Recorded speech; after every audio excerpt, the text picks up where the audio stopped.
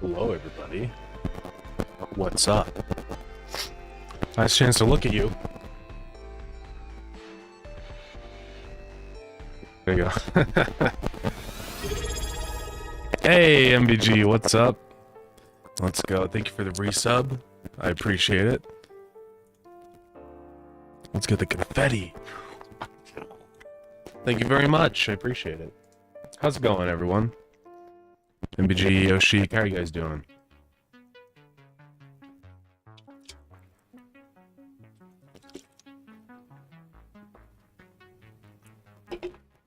Mike is sounding robotic, huh?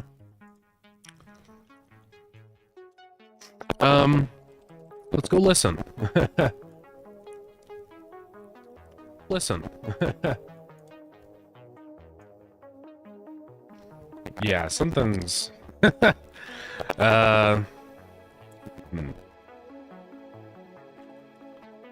me see what I can do here. It's not right.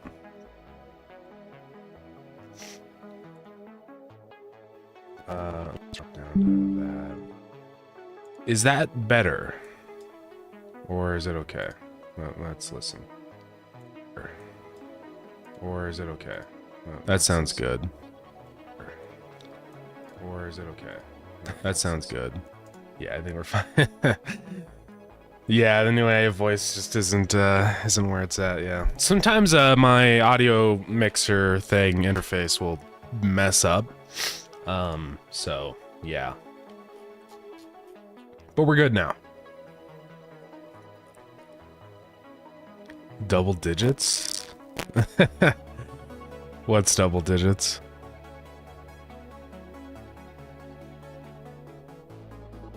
What's up, Saiku? How's it going?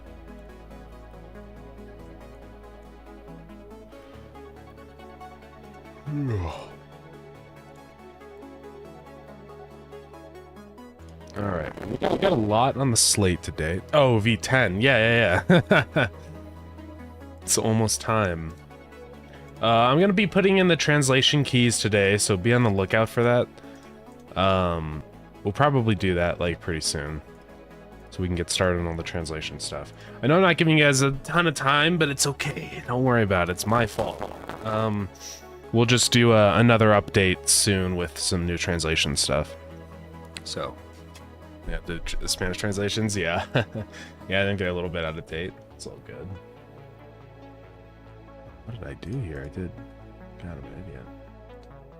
Okay, anyways, let's just get into it. There's a bunch of things we have to do today. One thing I've been working on recently, so here's a couple new things. Well, we did the ruins last stream, and those are working well. I just had to mess with a little bit of stuff to make them not despawn every time, and then we're good. Is it still dying?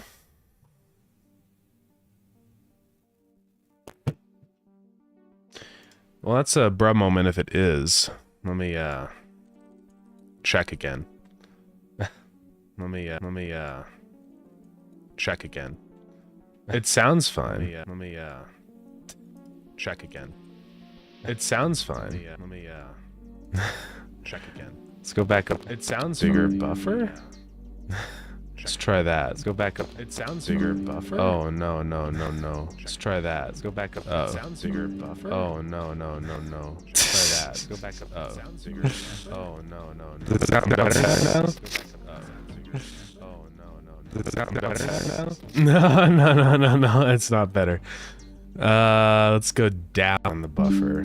Let's try that buffer. We'll try that. Let's try that buffer. We'll try that. Let's try that. We'll try that. Test. Test. Are we okay? Are we okay? Are we okay? I'm just gonna keep talking for a while so that I can listen back and make sure it doesn't do it any. Okay, I think we're fine. If it happens again, let me know. I don't know what's going on. I'm like, I really need to get a new interface because this one keeps causing me issues all the time. But they're so expensive. I don't know. Anyways, this is the space elevator. This is a new building I've been working on. This is how we're going to be able to transfer items between planets. So, Yeah, it's a very big sprite, so it's taken a while because it's 96 by 288, so it's huge. The player is gonna be this big compared to it, so it's gonna be an enormous building. But it kind of makes sense, you know. You're only gonna have maybe 1 or 2 of these per zone, per planet, so yeah. Rocket type beat, let's go. Satisfactory much? Nah, it's okay.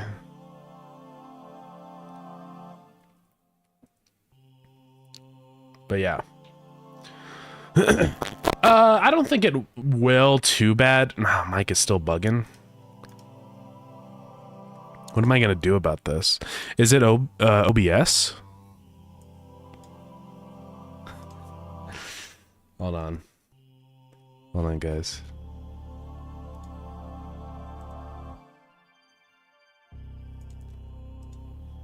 Yeah, it's not in there. Let me go to my mic filters. This is totally what I want right now. Totally. It might be the noise suppression or something. I'm gonna turn off noise suppression. And we'll see how that is. Does that make it better, worse? I'm also gonna turn off compressor and the limiter. I'm gonna sound really bad. But I want to see if it's OBS. How does this sound? How does this sound? I probably got really quiet. Let's turn the compressor back on. Let's turn the compressor back on. Well, yeah, that's better. Let's turn the compressor back on. Well, yeah, that's better. Let's turn the compressor back on. Limiter. Well, yeah, that's better. Limiter. And noise suppressor. And noise suppression. It might be noise suppression. It might be noise suppression. I don't know. It might be noise suppression. Sorry that I'm playing back the stream. Sorry that I'm playing back. I don't know. I don't know what's wrong. But yeah, with this, I'm gonna fade it. So this is exactly what I'm gonna do. I'm gonna go like this. And oops, like that, you know, so it won't really be in the way too bad because you'll be able to see through it. I just want like the, you know, I want it to look like it's really tall and it goes up into the sky. So I don't think it'll be a big deal. Yeah, right. I think it'll be fine. So I just have to go through and kind of add in a couple little more details onto this, I think. I wanted to do a section here where it was kind of like, had these like lines like that. And maybe just have those kind of moved up along the shaft. Whatever you call it, the cable.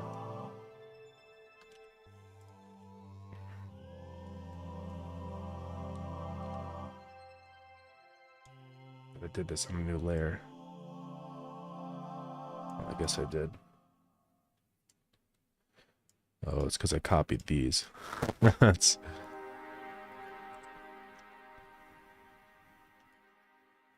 So, you know, I just want to add a little more detail to this because it's very plain and barren.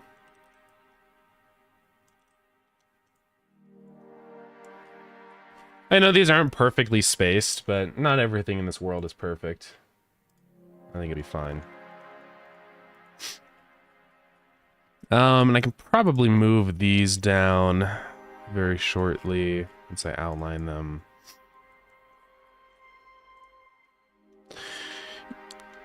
But yeah. I don't have to worry about the sprite cutting them off then. Yeah, exactly right. Yeah, so I mean, basically it's just a space elevator. So we're gonna have to do another sprite to go with this, which you'll see. We're going to have to draw the carriage or whatever you would call it. It's basically just going to be this like box that comes down. It's like the actual thing that holds the items and stuff, right? So we're going to have to draw that. The elevator, basically this is just going to be the central shaft thing is like a A rail, yeah, just like a rail for the carriage.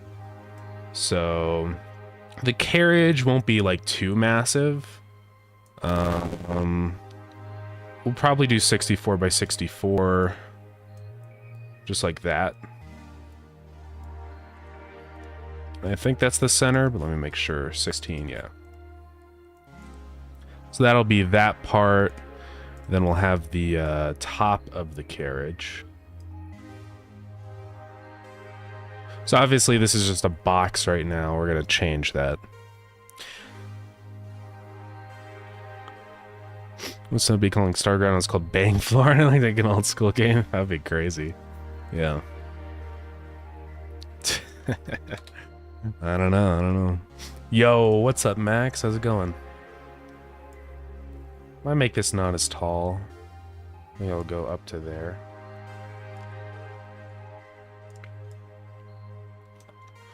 You're doing a burrito. Let's freaking go, dude. Congrats.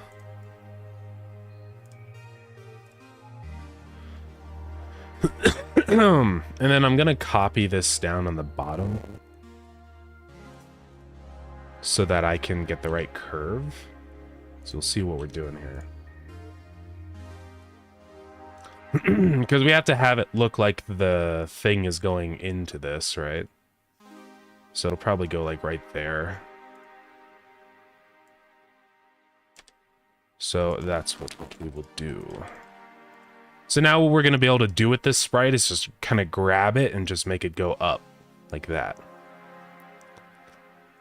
And we'll animate this with an animation player in Godot, because I don't want to have to do, like, draw it. That would just take a million years. So yeah. As far as what this will actually look like, I kind of imagine it as being like shipping containers. Right, so it'll like send up these like cubes, these storage cubes or whatever, rectangles, and it'll like send them up and send them down. You get the idea. So we'll probably have like a little bit of like a rim, like these top and bottom parts.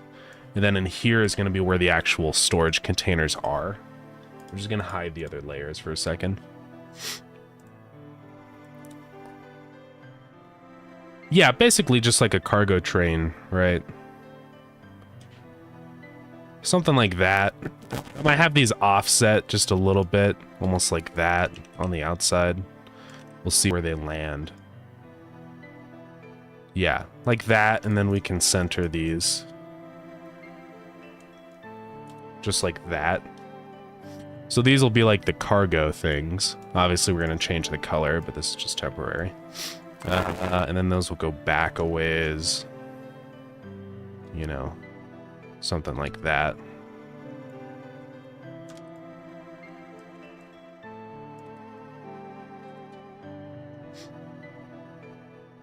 And then let's curve these a tiny bit.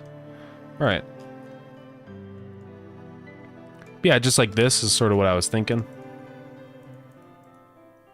And let's actually color these in. It'd be pretty epic if they were... Either we do these as gray or these as orange. We could do these as gray, probably. Lester asks how the game's going. It isn't. Uh-oh.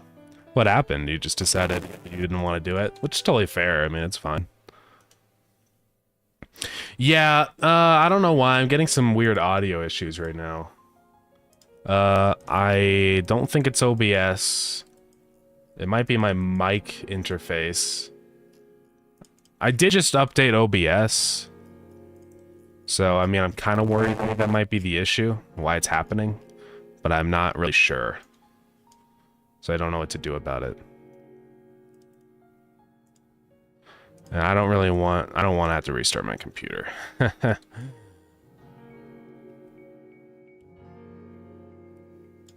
Yeah, I guess it's just sometimes now. I don't know. We could try messing with buffer settings more on my mic. Yeah. I had it set to the buffer size of 128. We could go lower. Here's 64. How does that sound?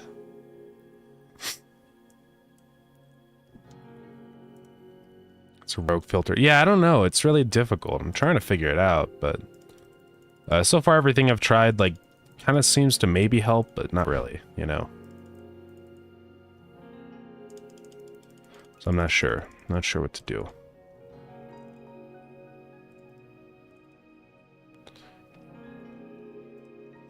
So what do shipping containers look like?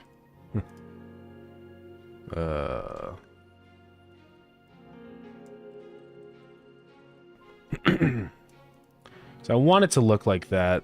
Shopping, I don't want to buy right now. So they have like those bars that go across, and then basically like a door. Maybe the doors of this will open horizontally. Ah, happened again. Really don't know what the issue is. We're gonna have to stop and figure this out.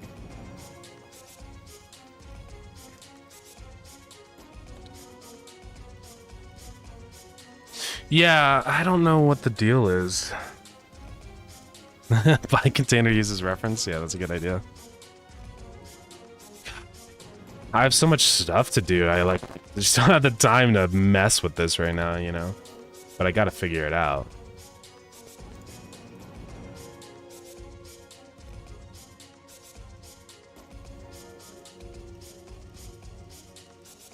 Okay, did it?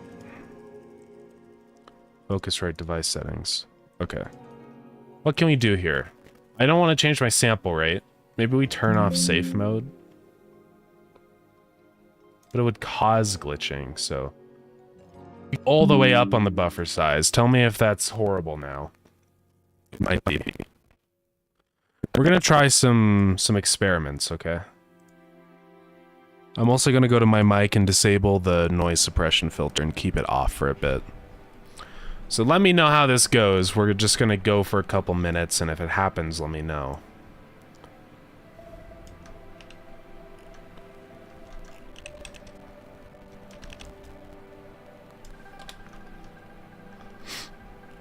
Any occurrences yet, or are we going okay so far?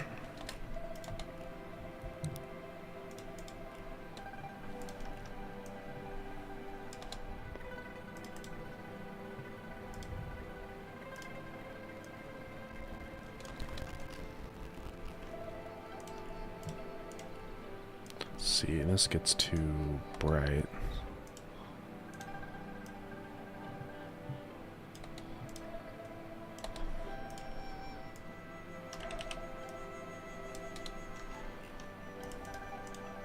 Still tearing. Okay, we're gonna go the nuclear route. I'm gonna unplug my audio interface for a second.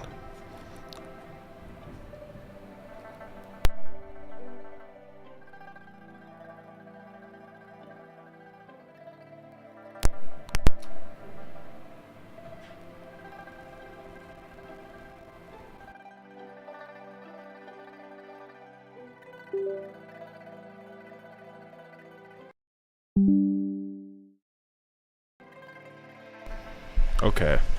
I don't know if my audio is working still. Yeah, I do have my fan blowing. It's just because I turned off noise suppression. So now you guys can hear everything. Still having issues, or is it better?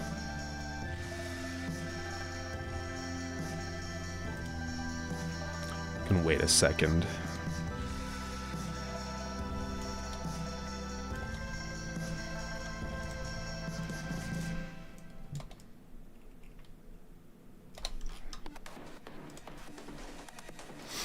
How far down is this thing? It's 34 pixels. It's 32. Yeah, I'll give it a sec. I really hope this fixes it, because I'm getting tired of this.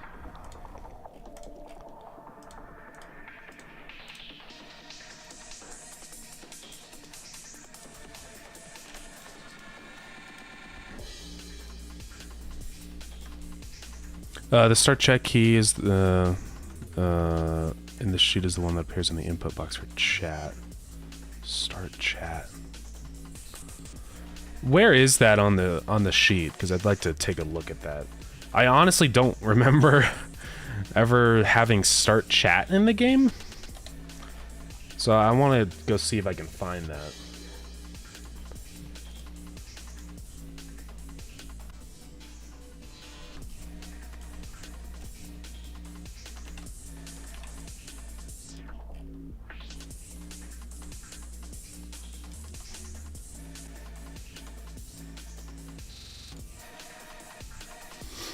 Go Thumper and Blow playlist. All right, let's go take a quick look here.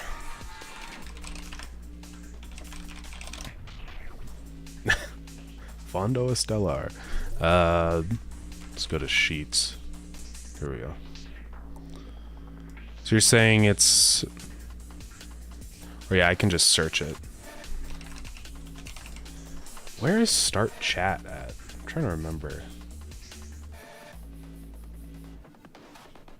Start Chat. I think a translation for Thumper. You can always just do something like basically just break it up into 2 words. So like Thumper obviously is like, you could just call it a resource like generator, like, you know, as long as people understand what it is, it's totally fine.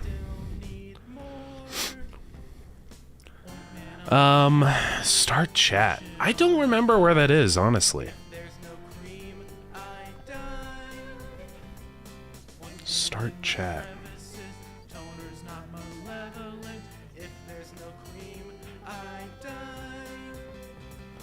I don't know, because I'm pretty sure the one in the text box is like type your message here or something, right? So I don't know why. I don't know what Start Chat's for. I don't remember. We'll have to find it. I'm sure it's in there somewhere.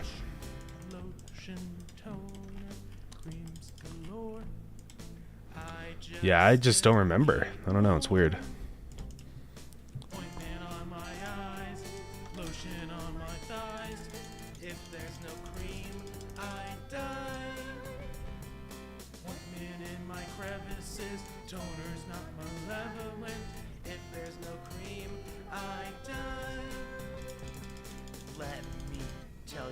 See, I'm trying to get this color right. I think it needs to be...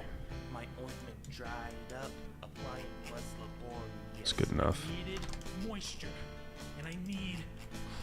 Okay. Yeah, I'm just kind of getting this sprite ready to go. We're almost there with this. It doesn't have to be a very complicated, big, advanced thing, like the whole space elevator.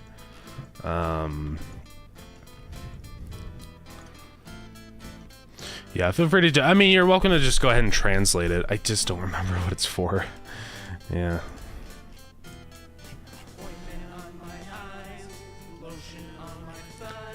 I kind of wanted some little, like, labels. So I don't know what these would look like. Like, maybe, like, barcodes.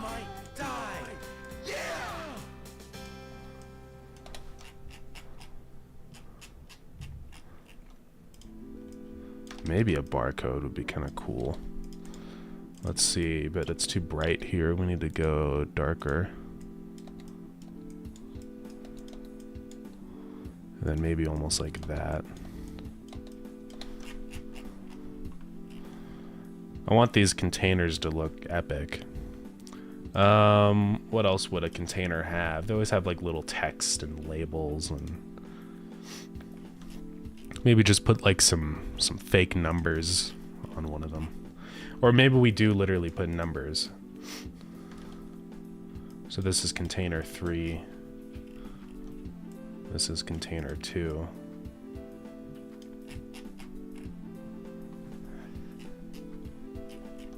And this is container 1.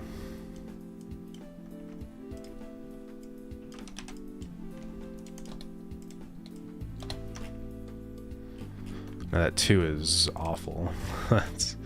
There we go.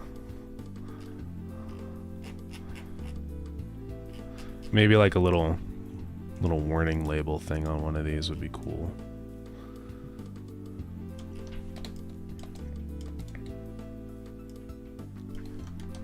Of course, that looks terrible.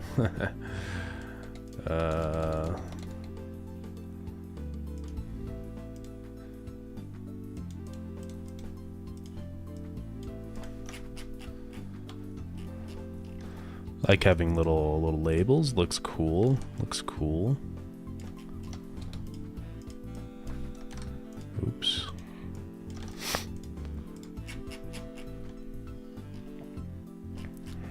It's probably good enough on these.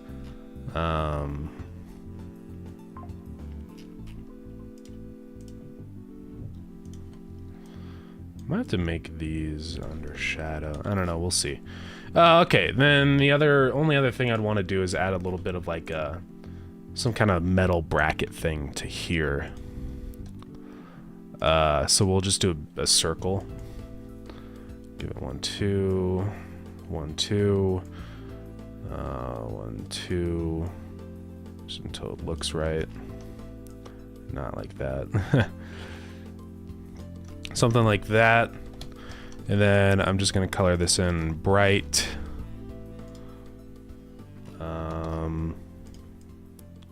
So that's gonna sit on top. And then now we can hollow it out. This will just be kind of like I imagine it as like a ring that keeps the thing stable on the elevator, if that makes sense.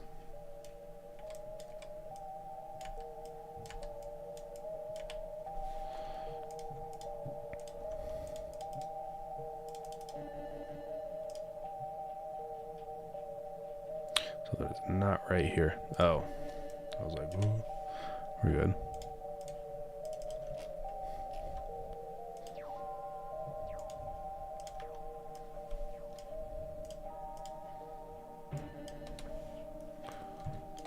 Okay.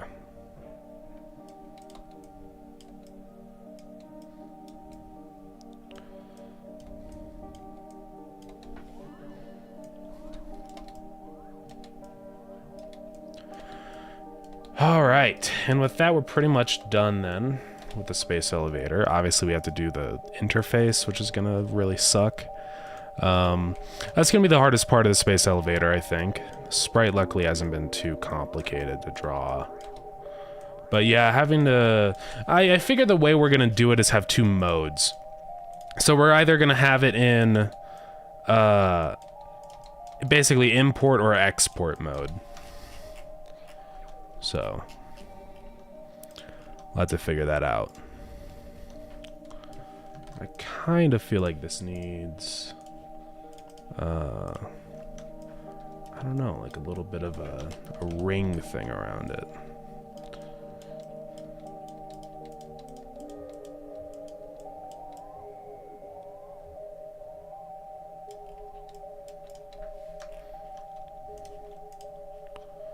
And let's copy that. Oh dear God. Let's delete everything else. Flip it. Put it back down. All right.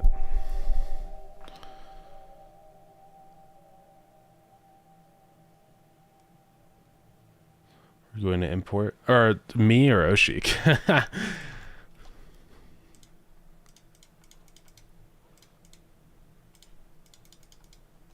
That makes sense when your mind gets blown. How so?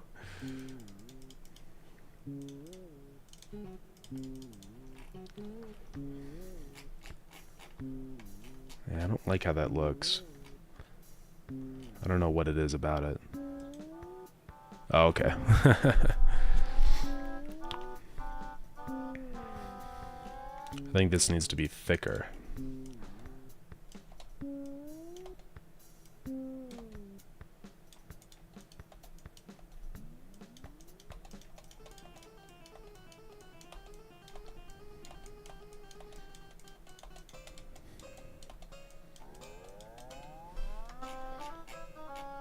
Like that, and then maybe on the bottom here, since it's in darkness.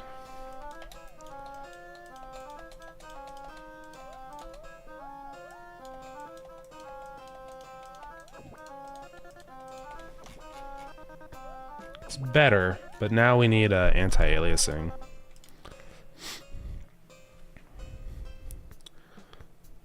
Oh, we're gonna make a new file type. Okay. Good luck with that. Can actually be kind of fun to make your own file types. not gonna lie. I love making a good file type for a specific issue, you know.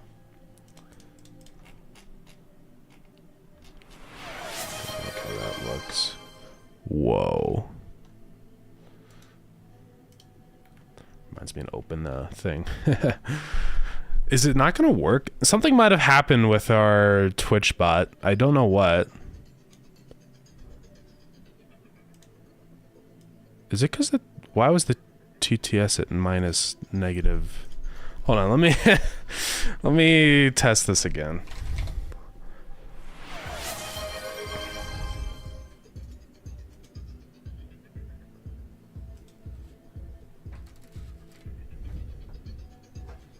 It's just not working.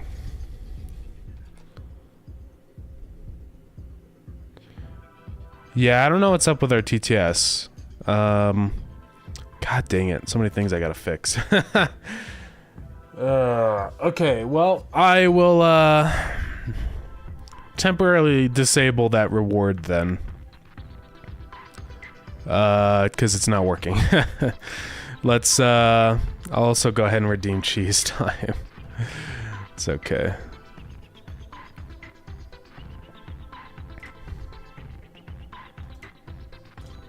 Okay. Just as a repayment for... Oh wait, I don't have the Twitch overlay open. I don't think I can refund. Every time I try to do it, it just doesn't work. It's like because it's already been finished or something. Because I tried last time. So it's okay. No, wait, I forgot to play it. Oh wait, we're good. I'll just redeem cheese time as a reward.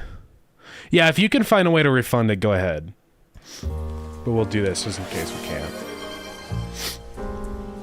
Okay.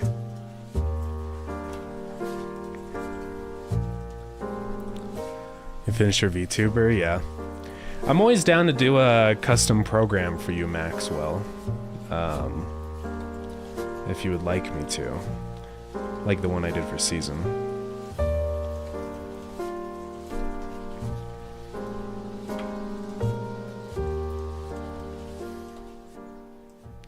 Okay, there we go. Yeah, sorry, Oshik, let me go find your question again. Do I know how to create an importer? So by importer, do you mean just like a specific file type that you import? Like, just so I know what you're... so I understand properly.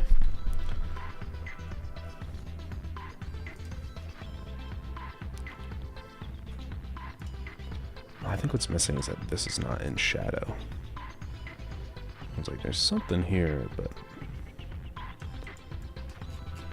it's a little better.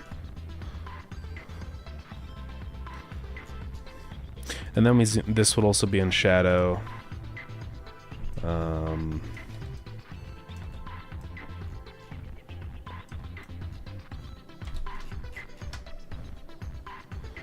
There we go.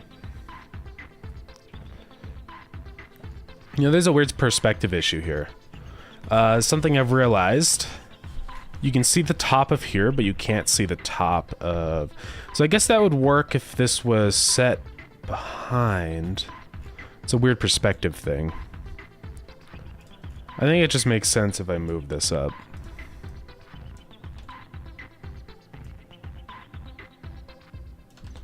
Let's see. So that's gonna go up. And then up one more. Okay. Like that. So now it looks like it's actually kind of overhanging.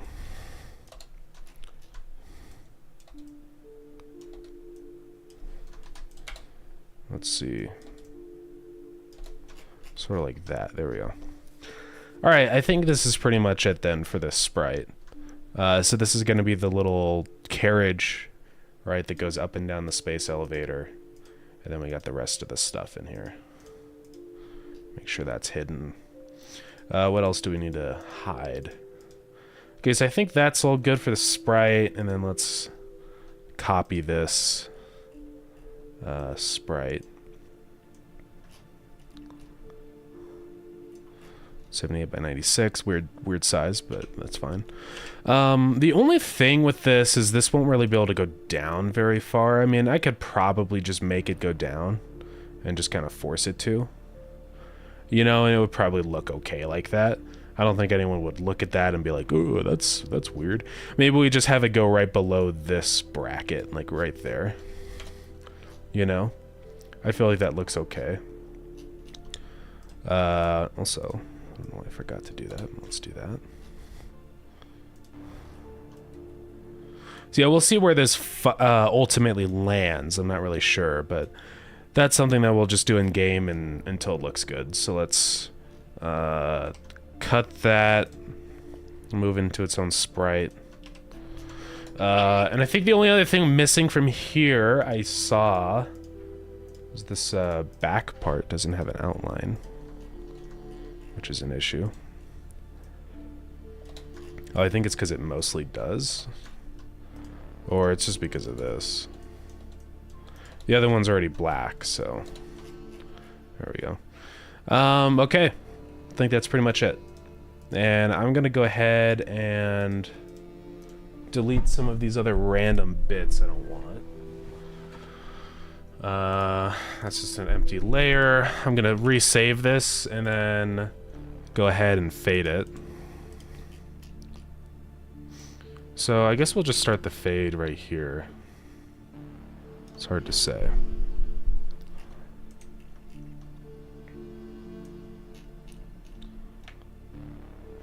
I want it to fade pretty nicely, but also not like too early, right?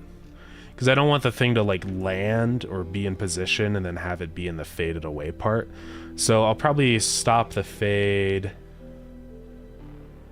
Well, if we're bringing it down there, I'll stop it like right there on that line.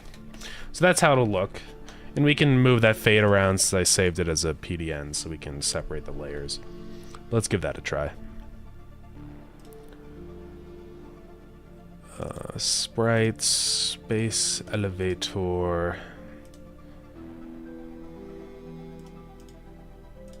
Okay, and then this will be the space carriage. How do you spell carriage? I don't know. Carriage? Carriage. I was right. Okay. I think. Right? Wait. Carriage. Yeah. Transport. Okay, we're good. Alright, let's freaking add this. I'll also start going ahead and putting the keys in here. Right? Because there's a lot of things that we need to do. I'm just going to separate this into, add another column here. So it's going to be space elevator, the purifier, the Tesla coil V2. There's a whole bunch of stuff in here. Uranium ore, uranium dust, is that what I called it? Yeah. Uranium pellet, cobalt ore, oh. Cobalt dust, cobalt ingot. We got gemstone, we have slag, we have mineral water. There's gonna be a lot of things in here to translate. So, you know, no rush on any of this stuff, of course. Don't feel pressured to do it. Nuclear reactor, nuclear turbine. What else do we have? I'm just thinking of like new buildings and stuff. I know there's more. Oh yeah, nuclear waste. Depleted uranium. I'll just keep going down the list. I'll go ahead and get started on this elevator, though. So we got posture check. What's up, Zen?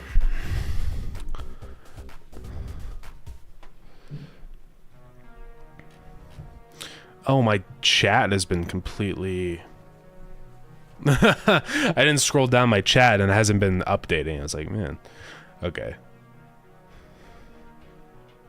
You finish design to do a turnaround because I want to make a 3D model of the character. Alright, yeah. Understanding of importer is that there's one for every common file type and it translates the file so the engine understands it. Oh, right, yeah. I mean, it really is just super dependent upon what your file type you're making is, right? So it's hard for me to give exact advice on how I would do it because it just depends so much on what you need. So I guess if you want to start there, like what kind of file are you wanting to interpret?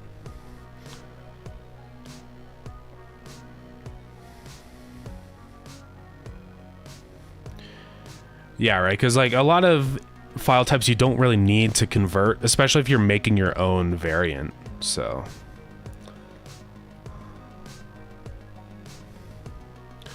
check the collector efficiency key. Yeah, that's what you said to do. So let's go into, I think that's in descriptions, right? Or is that just here?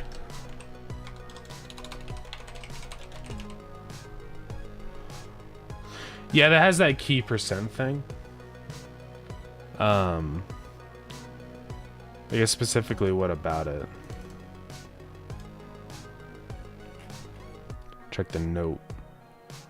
Oh, double I in efficiency. Efficiency. How do you spell efficiency? Efficiency. Oh, there is a double I.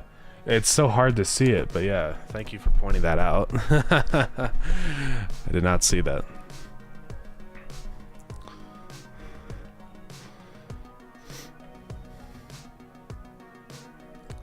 Yeah, thank you, Oshik. I appreciate it. Okay. Yeah, I still haven't really implemented the logic for translating that with the key yet. I have to do that. We will. But it's kind of complicated, unfortunately. I'm kind of considering changing how we translate keys like that. I'm not sure yet. We'll wait on it for now, but yeah.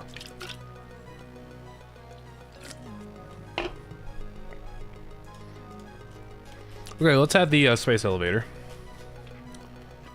So we're gonna copy some kind of building. It's gonna be a glorified chest.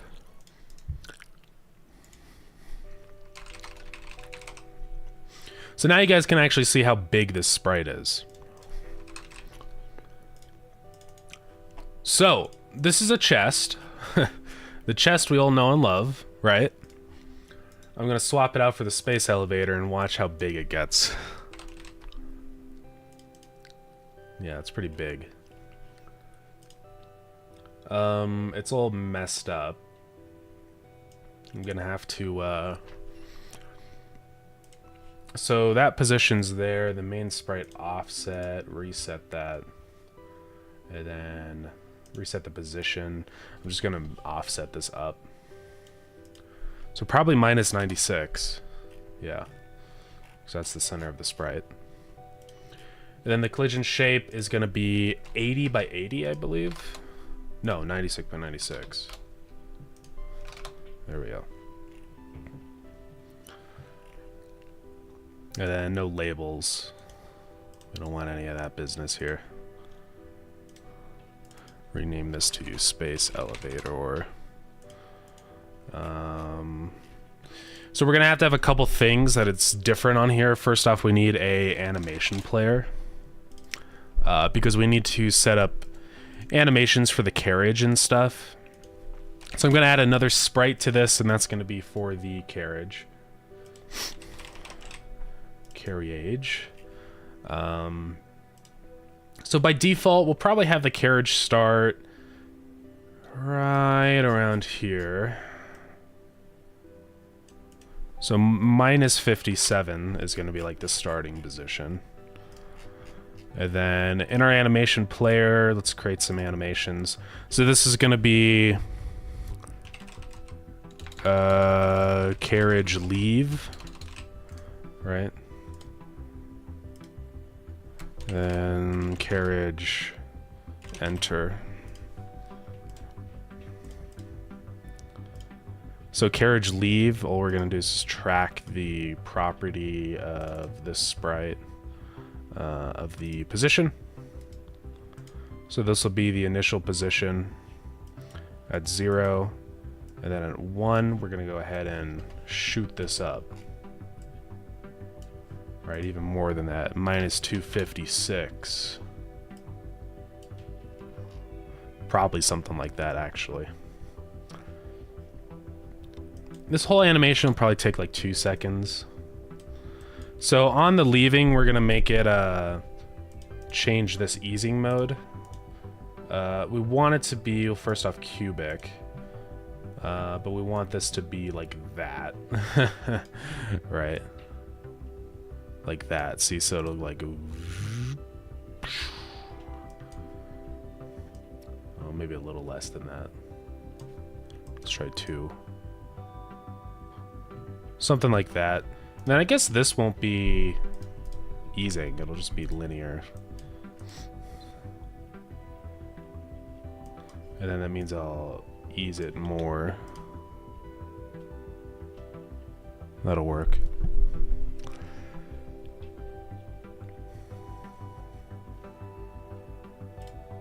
Okay, and then let's change the alpha. No, so I'm just gonna change the alpha of the carriage, which I think will work just fine. So I'm just gonna go to the modulate.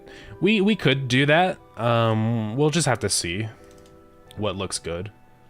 But I'll probably just change the alpha. And I feel like that would work just fine. So it'll start at 1, and then over here it'll go invisible. Just like that. Oh, wait. I have to apply... So it really should only start going invisible, like right there.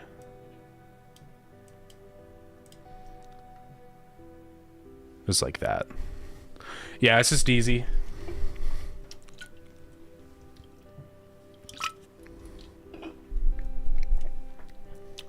So nice, well, thank you, yeah. I think it looks pretty good. And then for entering, we're practically just gonna do almost the same exact thing, just in reverse. Well, actually, wait a minute. If we have one animation, we can just play it in reverse, right? Like that. So, yeah, let's just do that. Why make 2? So let's rename this to be just carriage.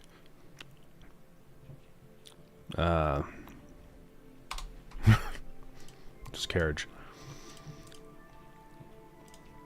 And then let's delete this one. Animation remove. That's the reset. Carriage. Alright. So that's it. We're pretty much done. And then when we want the carriage to leave, we just go ahead and play it in reverse. Yeah. Alright. So making strides.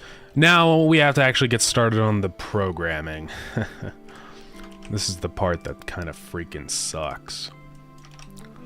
But it's okay. We don't need all this crap.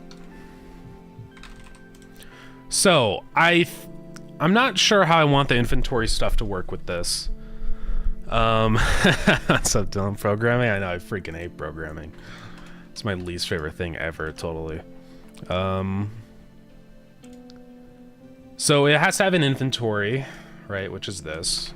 Space elevator. I'm probably going to do a custom inventory for this because there's a couple buttons I want to add. So yeah. We're like big brain games, yo. Let's go.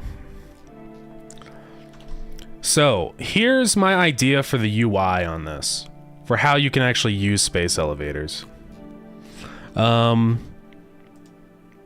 So just thinking in terms of like how it works in other games. Factorio has spaceships, but it's going to be a very similar concept. Now, one thing that Factorio has that we don't have is the logistics network, so we can't really do that, but that's fine. So Factorio, you've got the rockets. I know it doesn't really look like this anymore. It always used to look like just like 3 bundled together with the thrusters, but now it looks a little different. That's the Factorio rocket. It looks so bad, but Brilliant, just like today's sponsor. Yeah. Dude, I totally love Brilliant. So their UI is basically, it's got a bunch of things, but they have like a rocket cargo inventory, and then there's a little tick button here that's like, you know, use logistics. Logistics. Right.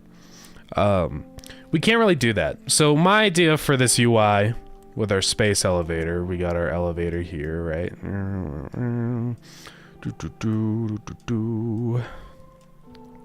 You know, that's our space elevator. So the UI, I think, will look kind of like this, where we have, I don't know how many inventory slots I want the space elevator to have. We might go with like a couple. Maybe 5 slots.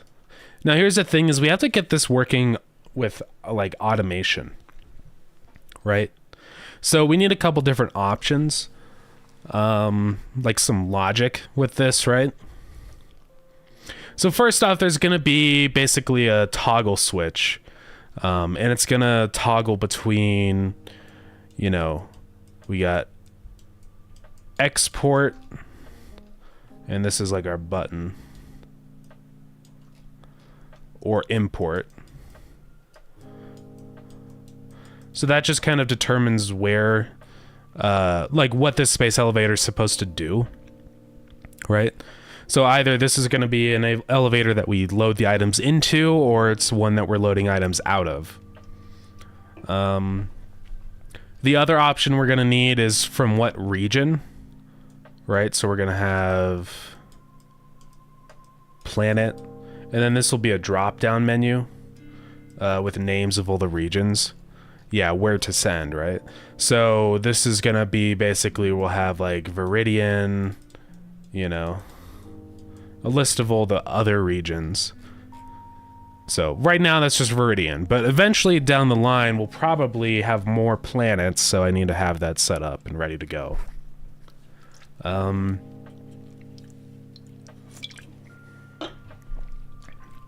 then the final thing we need is one more option.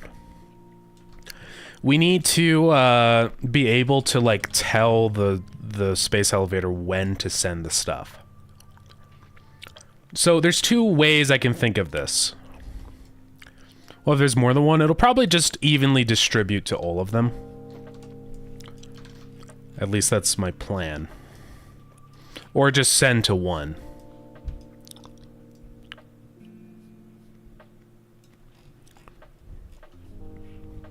One V9 dropping. V10? Yeah. V10 will come out tomorrow. I know it's very soon, but I think we're almost there. The space elevator is our last hurdle. I would have liked to have a little more time, but it's just with how the sales are spaced out, I really didn't. But it's okay, you know, we can just keep updating the game. It's not like this is the final update. So yeah, V10 will come out, and then I'll probably immediately do like V10.1, you know, with more content. So just kind of adding in some of the things I didn't quite get the time to do. So yeah. I gotta turn my fan on. I know we turned off noise suppression. By the way, how has the mic been? Has it still been doing the funny, or are we okay?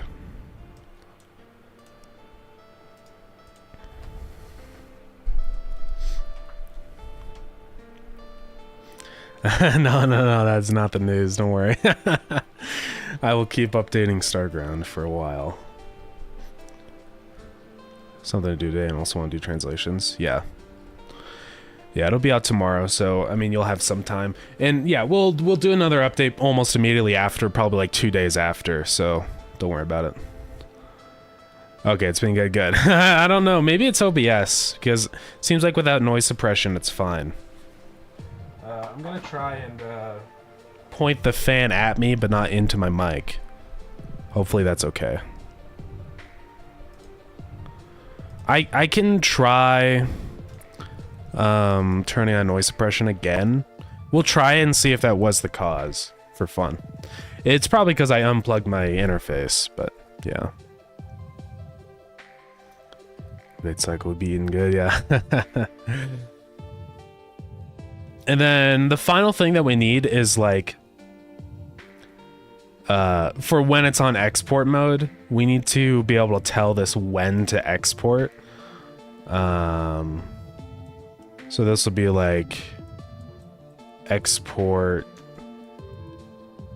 condition. So I think there's 2 ways that would do this, that would make this work.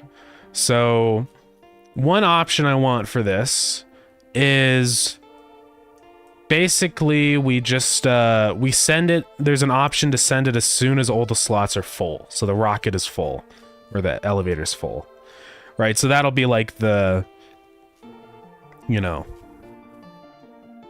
one option. And then the other option is it's gonna make a box appear, and it's gonna be every so often. So you can put in like 60 seconds. So it'll export or try to export every 60 seconds, essentially, right? So yeah. A whole lot of UI stuff we're gonna have to do for that, but hopefully it'll be nice. Because I want to give, you know, if you're not making very much stuff, I don't want it to feel like it's really hard to deliver stuff and wait for the rocket to fill up. So I have to give people an option to send it early. Also, thank you for snoozing the ad. I was just about to do that. Also, what's up, Season? How's it going? Yeah, trying to get bills paid. That's how it goes. But hope you're doing all right.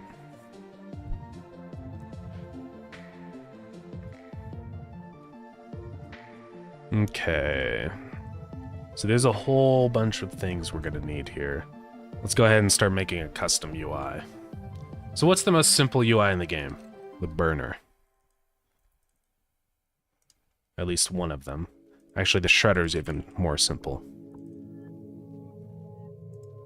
So I'm gonna duplicate the shredder, and this will be inventory display space elevator.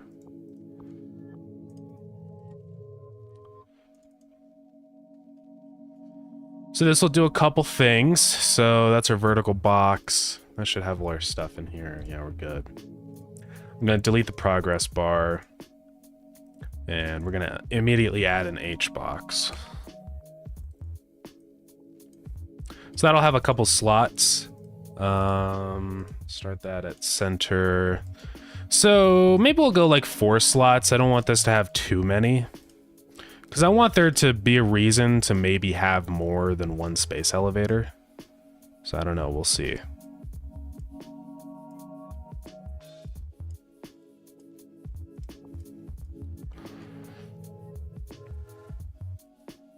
So I feel like that would be okay. So that's our slots. Next thing we need is our button. It's gonna be just a toggle button. A check button. Right.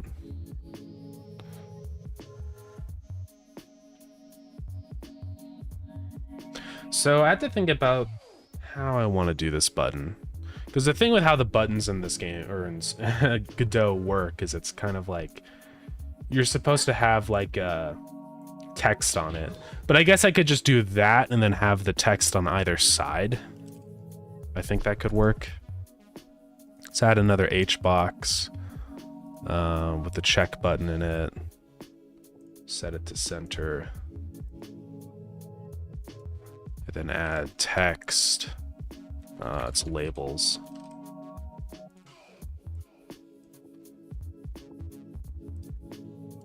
So that one will be export.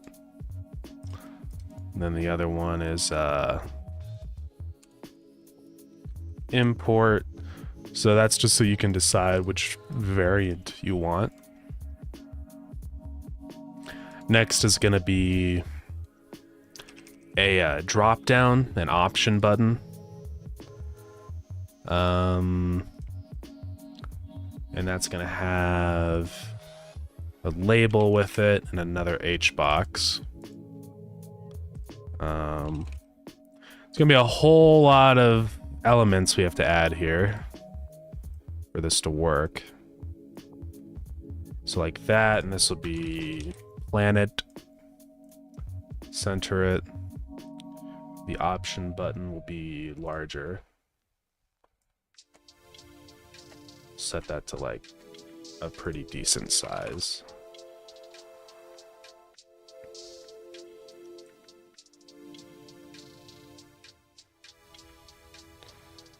And then the final thing, only for when we're on export mode. Now this one's more complicated.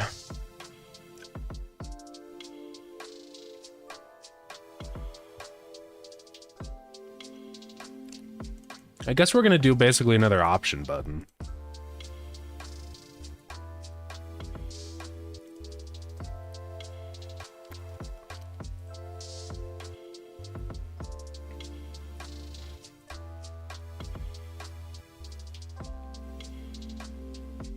We'll just call it condition.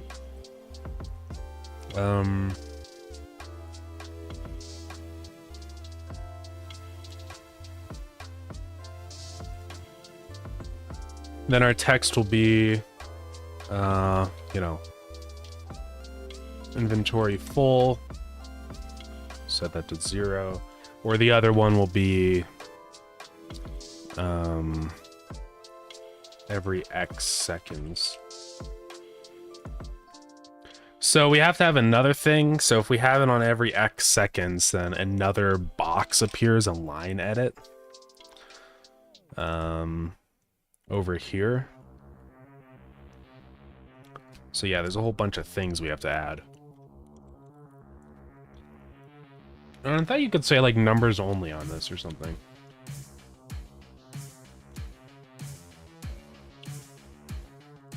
Do not see an option for that.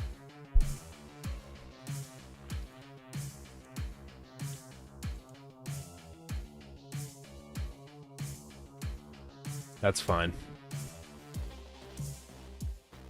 Snooze the ad.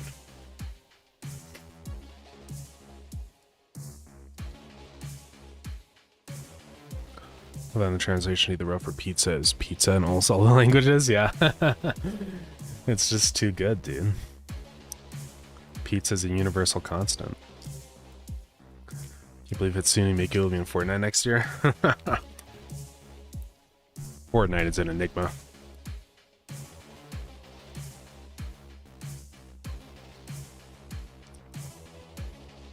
Alright. Well, the UI buttons are set up. There's still a lot of logic that we have to do, though. So...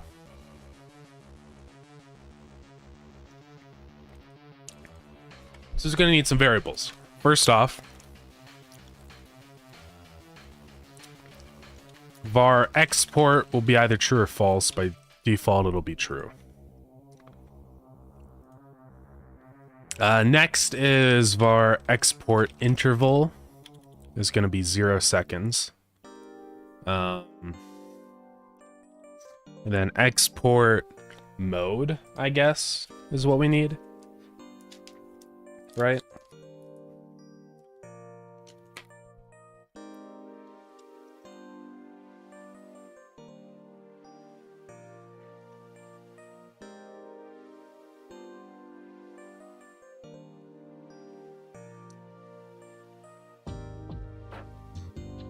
How will this be?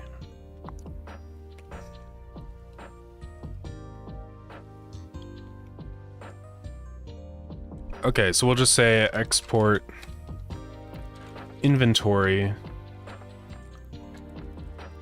Or yeah, export time would be false or whatever. So, okay. So now we're just gonna say in process, there's a whole bunch more things we're gonna have to do here. First things first is this.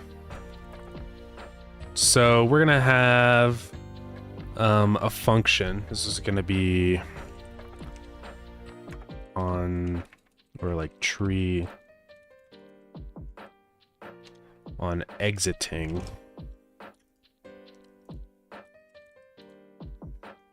This smells really good. I don't know what it is. I feel like a Remy right now. I'm smelling the Wonders food.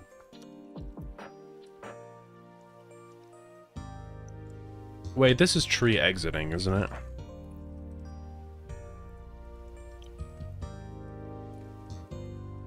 Let me make sure. On tree exiting. Is that a signal I have to connect? Yeah. Alright, so on tree exiting, this is basically going to remove it from our global thing. So, add to elevator list. Remove from elevator list. So in order for these elevators to communicate with each other, they basically there has to be some kind of global list for them to access and search through. So this is what this is for. So we're just going to store that in global.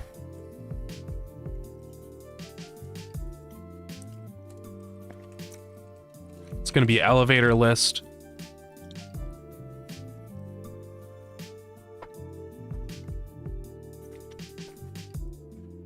And yeah. In multiplayer setup in ready, we're going to clear that.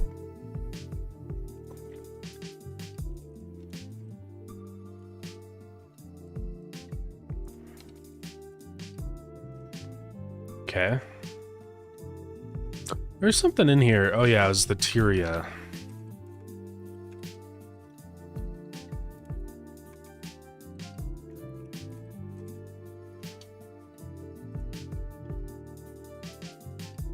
We have to set that back to false here.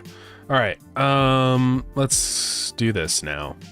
So we have this global list. It's just gonna have all the different elevators inside of it. And that way I can loop through the list when it's about to export and find an elevator that we can export to. So yeah. Looks like we got an ad starting.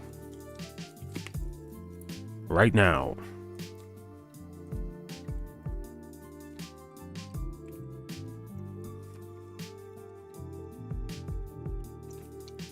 So it's gonna push back, well, itself.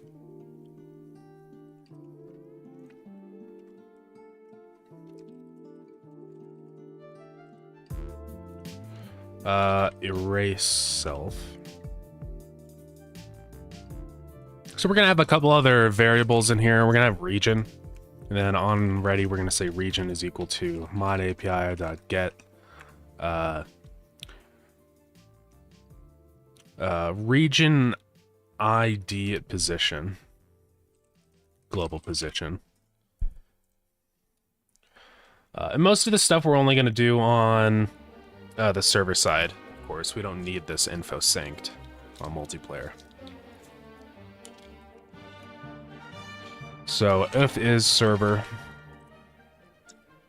then do that.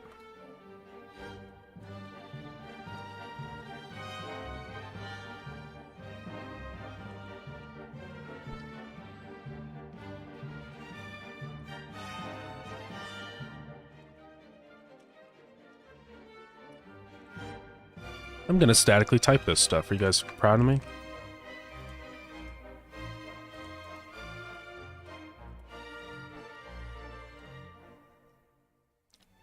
All right.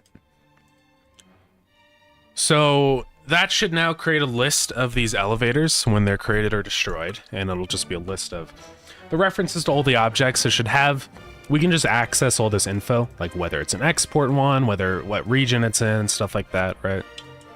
I mean, let's go.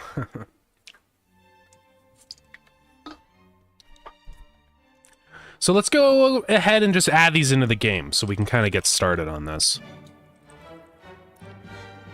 I'm also gonna modify our inventory, right? We need that to be 1 row, 4 columns. Space elevator. Should resize. Can rename, no. And the display override is gonna be our one that we just created. Okay, we'll just do copy path. Okay. I'm just going to go ahead and close these other scripts, because I feel like they're starting to make things a little slow here. Close the other tabs. Yes, save and close. Okay. And let's go to our buildings table, so we can go ahead and actually build this, right?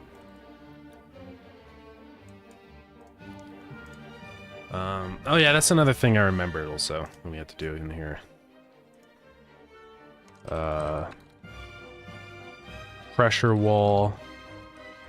Pressure pump. Airlock. Pressure storage interface. I'm pretty sure is what it's called, but I'll confirm that. Alright, so let's just go add it in here. It doesn't really matter where right now, but it'll be in logistics.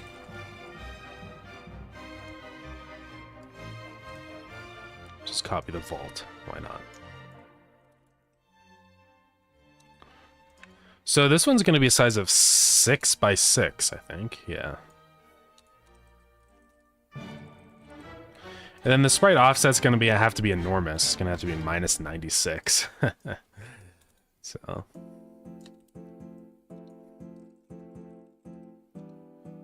I'm not sure about power yet. We probably will use power, but I don't know.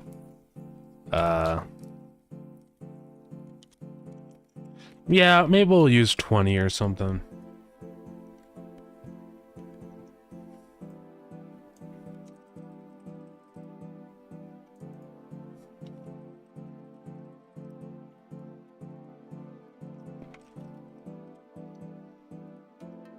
Okay.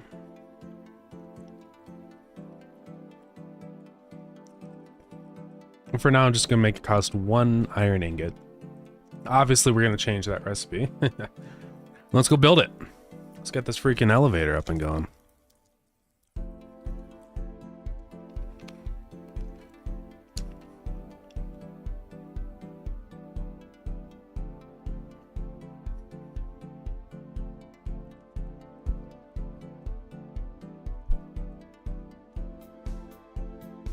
Also, ad is over. It was over a little bit ago. Sorry about that.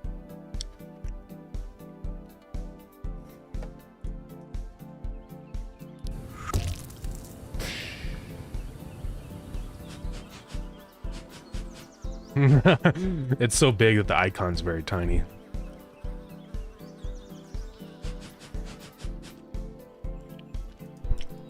We'll put it right there. All right. Oh yeah, I screwed up the display.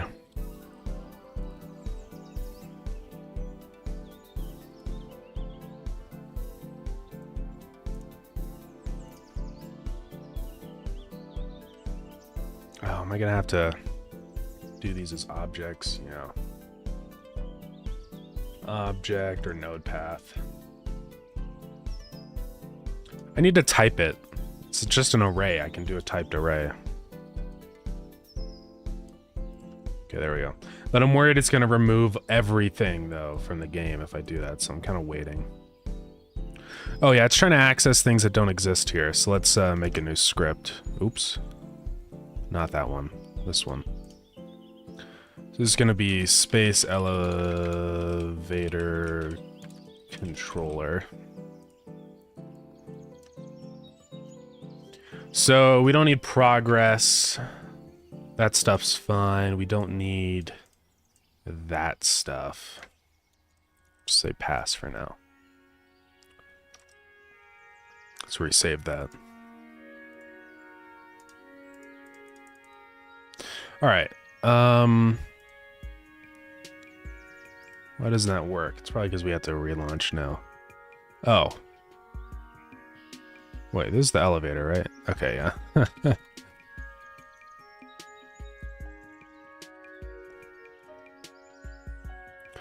All the pressure stuff like the pressure wall, what are they and what's the meaning of pressure? It's basically, so I'll show you exactly what the walls are. You probably haven't seen them yet, I guess. Let's just load up the game and I'll show you. I think that's going to be the best way to describe it. It's kind of hard to make a name for those ones because they're, like, you need to just explain that it's like a deep sea pressurization wall. Oh, you saw them last time? Okay. But yeah, pressure in the sense of, like, it's to, like, protect yourself from the pressure. Right? Because the underwater in the ocean, it's very high pressure. So I guess I would say it's like a pressure-resistant wall. It's like a pressure wall. I don't know. Hopefully that describes it.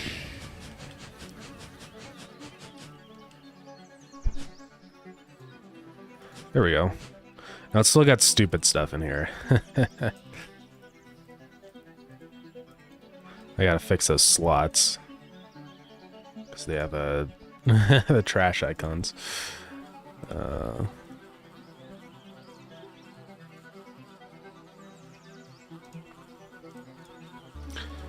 There we go.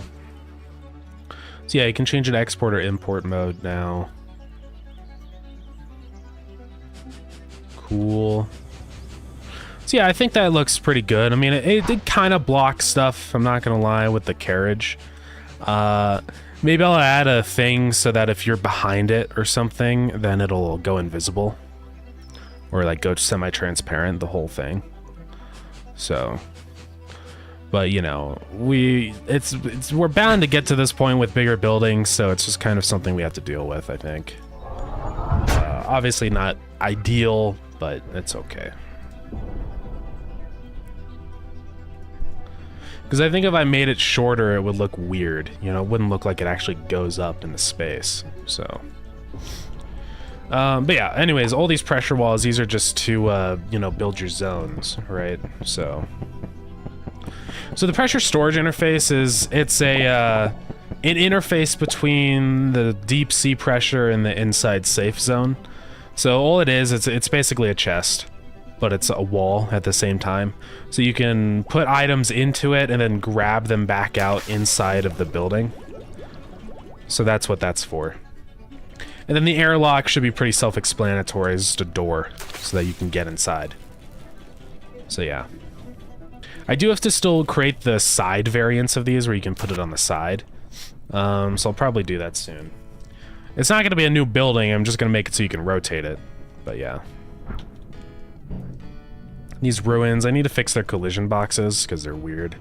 And make them not disappear.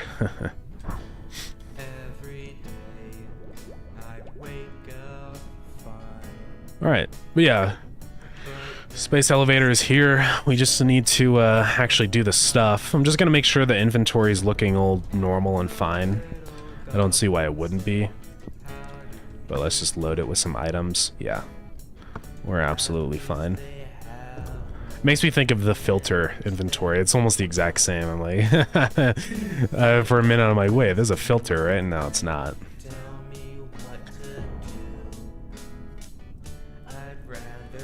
Alright, and then planet. Obviously we don't have any items in here because I have to dynamically create that list. So yeah.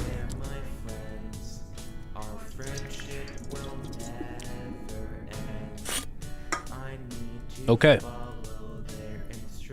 So, let's do that. Let's go to our option button. So yeah, now it's time to actually start adding in some functionality. So let's grab this option button So what we want to do is go through and add a bunch of elements for every region. I'm pretty sure I did that for something else. Oh yeah, I did it in Seasons VTuber thing before. So I think I kind of know how to do it. There's a function, I'm pretty sure, inside of option buttons. What is going on here? There we go. To add an item. So it's add item, then you can add a label. So what we're gonna do... That was fast. Adding in the space elevator, or, yeah. Ion range global dot regions table dots or we'll just loop through each one. So for ion global dot regions table. Now since it's a dictionary, that means we have to we're gonna get a key. So if our region is regions table dot get I. Let's finish translations. Let's go. Yeah, there's still more. I'm not gonna lie, but yeah, you're doing good though. Good speed. I just need to go through and find them all. For descriptions, there's gonna be a couple new ones in here. So we'll have to do that. I know. I do apologize, but it's yeah. But yeah, it's just gonna be in general descriptions. It shouldn't be the worst thing ever. Hopefully. Yeah, I'll have to... We'll look through it right after I set up this UI and do a big scan on all the new stuff. Yeah, I don't know where start chat is, because it's not... It might be something... I think I might have used to have this say start chat or something, and then I changed it at one point.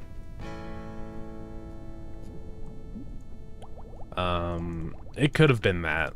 And then we just still have the remnant of the translation in there, you know. But I'm not sure, yeah. It's interesting. Wait, what? Oh, yeah, it's right here. So region. And then what I'm going to say is if region dot... and we have to go look at the regions table.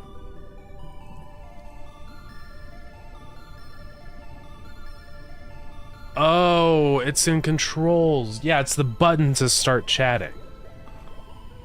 That's what it is. Start chat. Okay. Good eye. Yeah, it's the open chat keybind, yeah. Interesting, okay. Well, we figured it out. Good.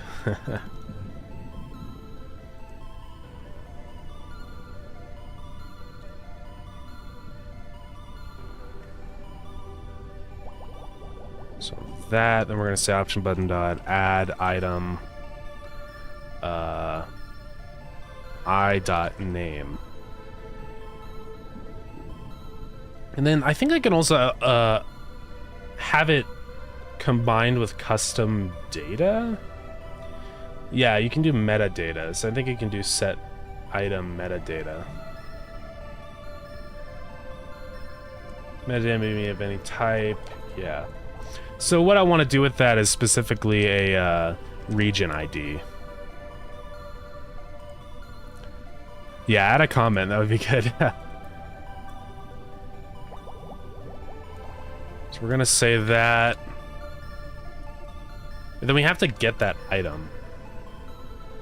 Add item. We have to get item ID at the index, which means we have to get the index, which means we have to have the ID. Wait a minute.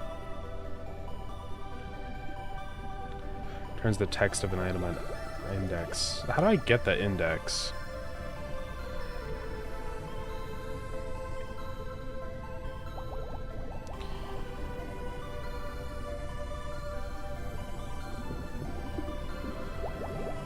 I don't want to have to do another for loop.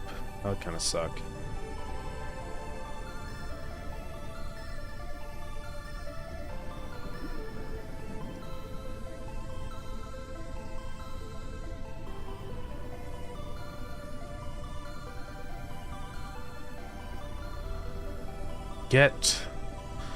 We need to get the item index, but it just says ID.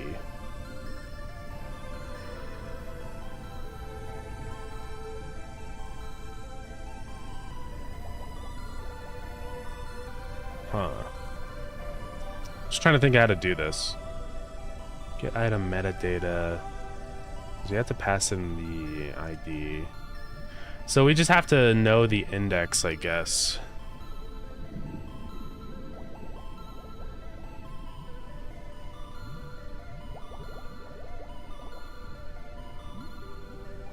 But we have to know the ID, so how are we supposed to do it?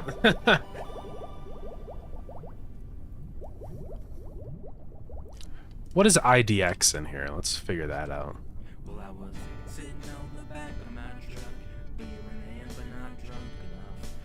God, I don't know how I'm supposed to do this. So ID should just be 0. So we'll just do that. Okay. Question, what's the context behind power on line 240 of the sheet? Yeah, let me go see.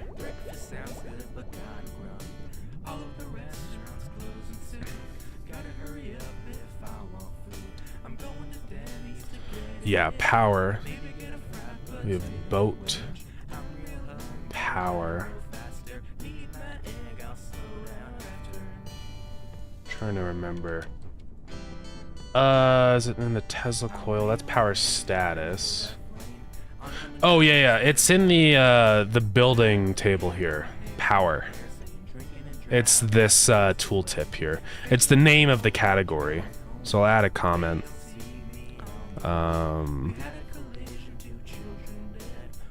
And I'll just say power in this entry refers to the building menu category. Yeah, there we go.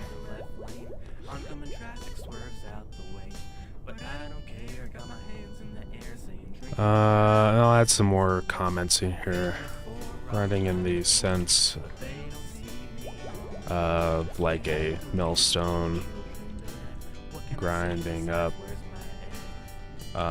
flour ore, grinding up resources into a powder. Then farmable, context needed, that is tag to denote whether or not an item is a farmable item, like a seed or food.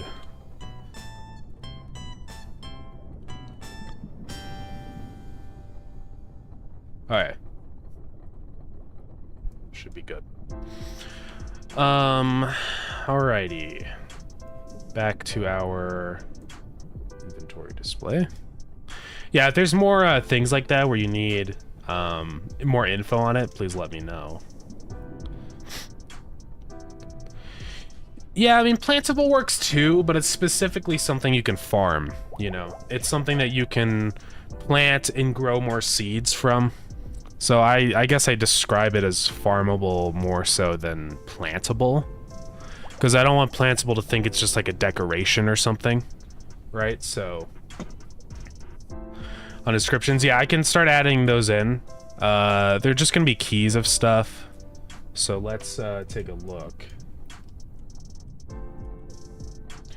And you're totally welcome to add in the keys. So it's in here. We're just gonna go down to the bottom of all this stuff. So insert one row above and also one above here. So key, building, nuclear reactor, and what would the description of that be? Consumes water and uranium to generate steam for turbines.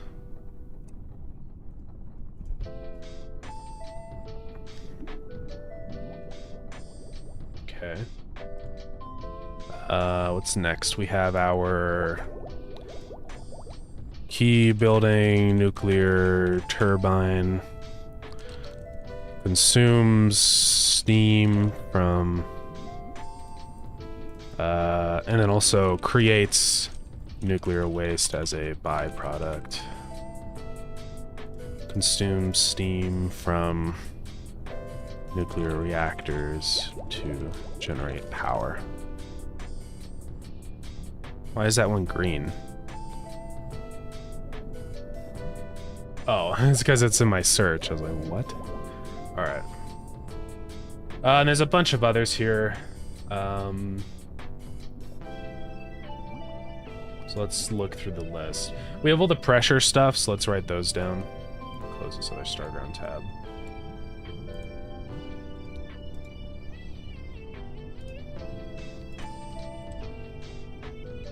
Key building, pressure pump. I'm just gonna write all these down super quick.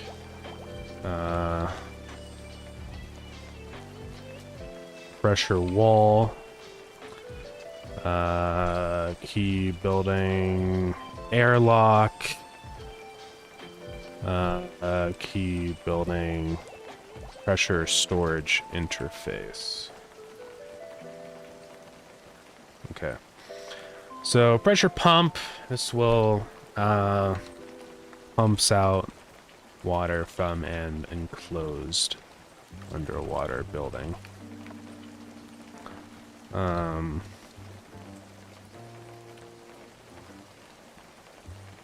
Protects, let's see, what is a pressure wall? How would I describe a pressure wall?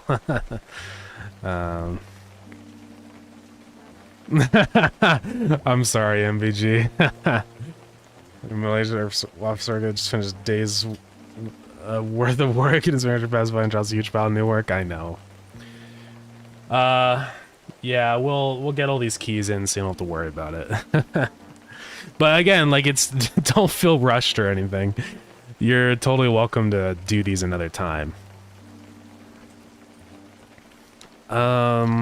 Protects indoor areas from deep sea pressures. Making me translate a game. Yeah, I can translate to English, guys. Is deep sea one word? Not really.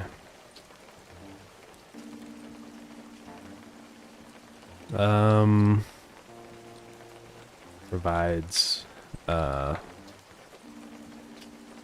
let's players walk in and out of pressurized zones. A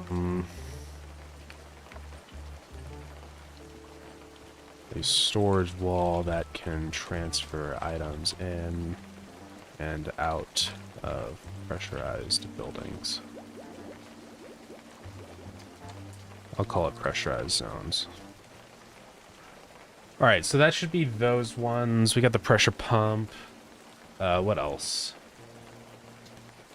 Before I say that we're done here. I guess we have to do the space elevator. The V2 Tesla coil already has a thing. So let's do that.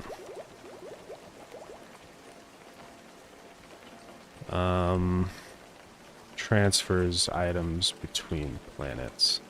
That's pretty much it, yeah. If I don't do that, I'll forget to never do them. That's fair. I get that. Yeah, I don't know English. Maybe you can help me with that. Yeah. Can do, I guess, yeah. Alright, so let's see, what's next? I think we're almost there. But before we're done here, I know there's still more things we have to translate, so don't, you know, don't think you're done quite yet. There's gonna be a lot more keys in general, especially just for the UI that we just created. So we have pressure wall, pressure pump, pressure storage interface, we got airlock. Yeah, all the items, that's gonna be quite a few of them.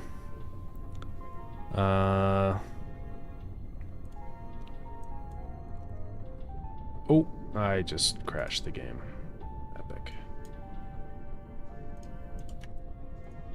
Let's fix that. No.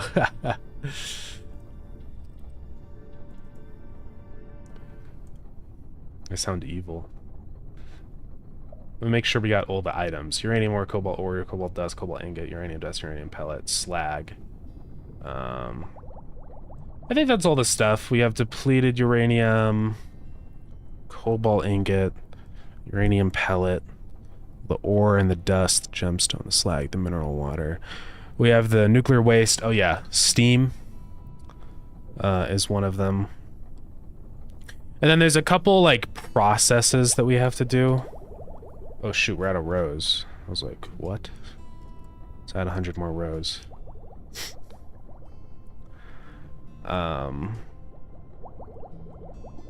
So in the purifier, most of them are just the name of it, but there's a couple that aren't, like processing.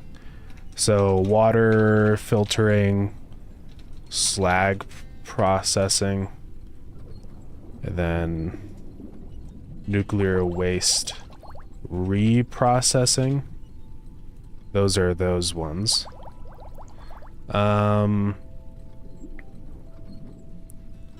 Already 300 rows, yeah. There's a lot of words in games.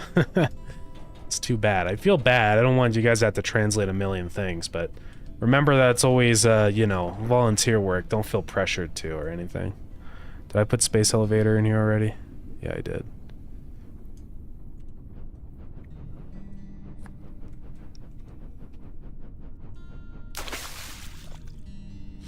I would like to add in like some actual products here. Like most of this stuff is just smelting the ore and purifying it, but I would like to actually add like, you know, some gizmos, some things you have to craft. So I'll probably work on that, but I don't know yet. So we'll probably do that another time, basically. We'll do that for 10.1 or something. I mean, I'll try to squeeze in stuff. We'll see. I'm just not sure. So why did this not place it on the map? Right. It's pretty weird. Let's figure that out. Oh, my fellow Spaniards play this amazing game without me. I don't know. You are the one tether to the entire Spanish market. So, to the like billion Spanish speakers or whatever it is.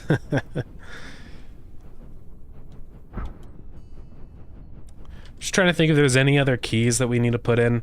We've got all the building keys. Elevator, all that stuff. I guess it's mainly just UI stuff, probably. One that I know I will add is show underwater effect. So we'll probably have a button for that. And then otherwise it's just going to be the stuff in the space elevator. So like export, import, planet, condition, inventory full, every X seconds. Oh yeah, the description for the new region, I almost forgot about that.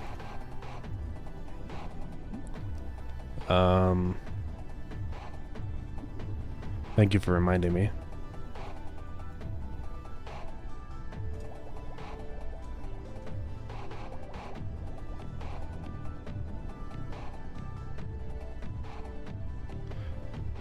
An underwater world filled with organic life forms and minerals. Okay.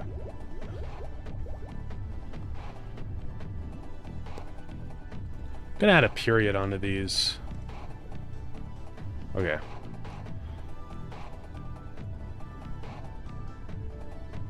Okay, there's that one. Feel free to fill that out. Yeah, again, don't feel too pressured to do all these, obviously. I mean, you guys can do it later. This is not a...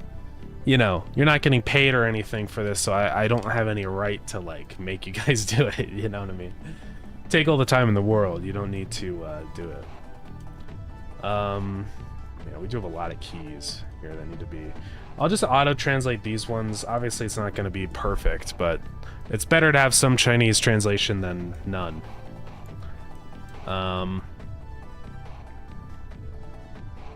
There's still a lot of languages in here that are kind of left in the dust. Like Korean is really poorly translated and stuff. There's still a lot of keys in Korean. I'm gonna put up a Discord announcement for the translators about all the things that we've changed in here. So hopefully we can get a couple more of these translated before, you know, the update. But it's... I presume these will probably not get translated, which is too bad, but there's nothing we can do about it.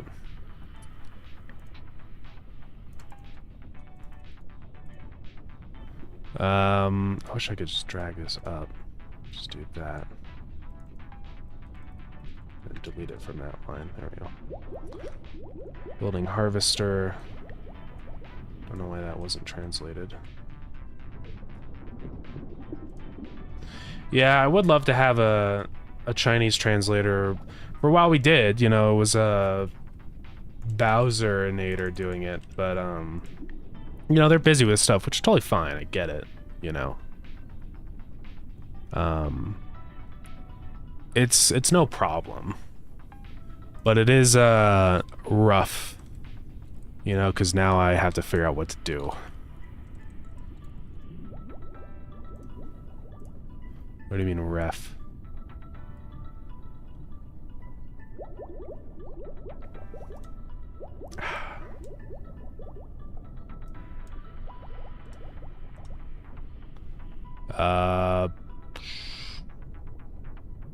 Oh, I have to copy it from that. Oh, I see. B19. And that one has to be B20. It's kind of sad, yeah, but it's okay.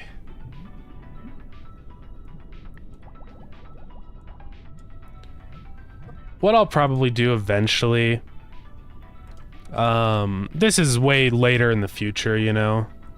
Either we'll hire a professional, or and you know, pay them money, and I'll pay you guys money too if you actually want to keep translating stuff. Or we'll do I don't want to, but we probably could find some decent AI translation stuff. Because it is getting much better every day. I hate the idea of it. I know there's always a lot of issues with it and stuff. And so I don't really want to do that, but sometimes I might have to. Because it's kind of a big problem, you know, when there's Chinese people that play the game and then they complain that half the game isn't translated. And I totally get it, right? I would be mad if I couldn't understand what game I'm playing. So, yeah. Heard money? Yeah, I mean, because I want there to be an incentive, and I want people to feel like what they're doing here is worth their time. So I'm thinking about paying people at some point. You know, really toward the push for release, I would like to have the game fully translated. So, hey, Simon Voxel, thank you so much for the raid. Welcome in. I'll give you a shout out. Oh, shoot, I capitalized a little weird. There we go. There you go. How's it going? So we gotta hydrate. Let's shoot. Where's my water? Here we go. There we go. Thank you. And a posture check. Yeah, what's going on? What were you up to today on your stream?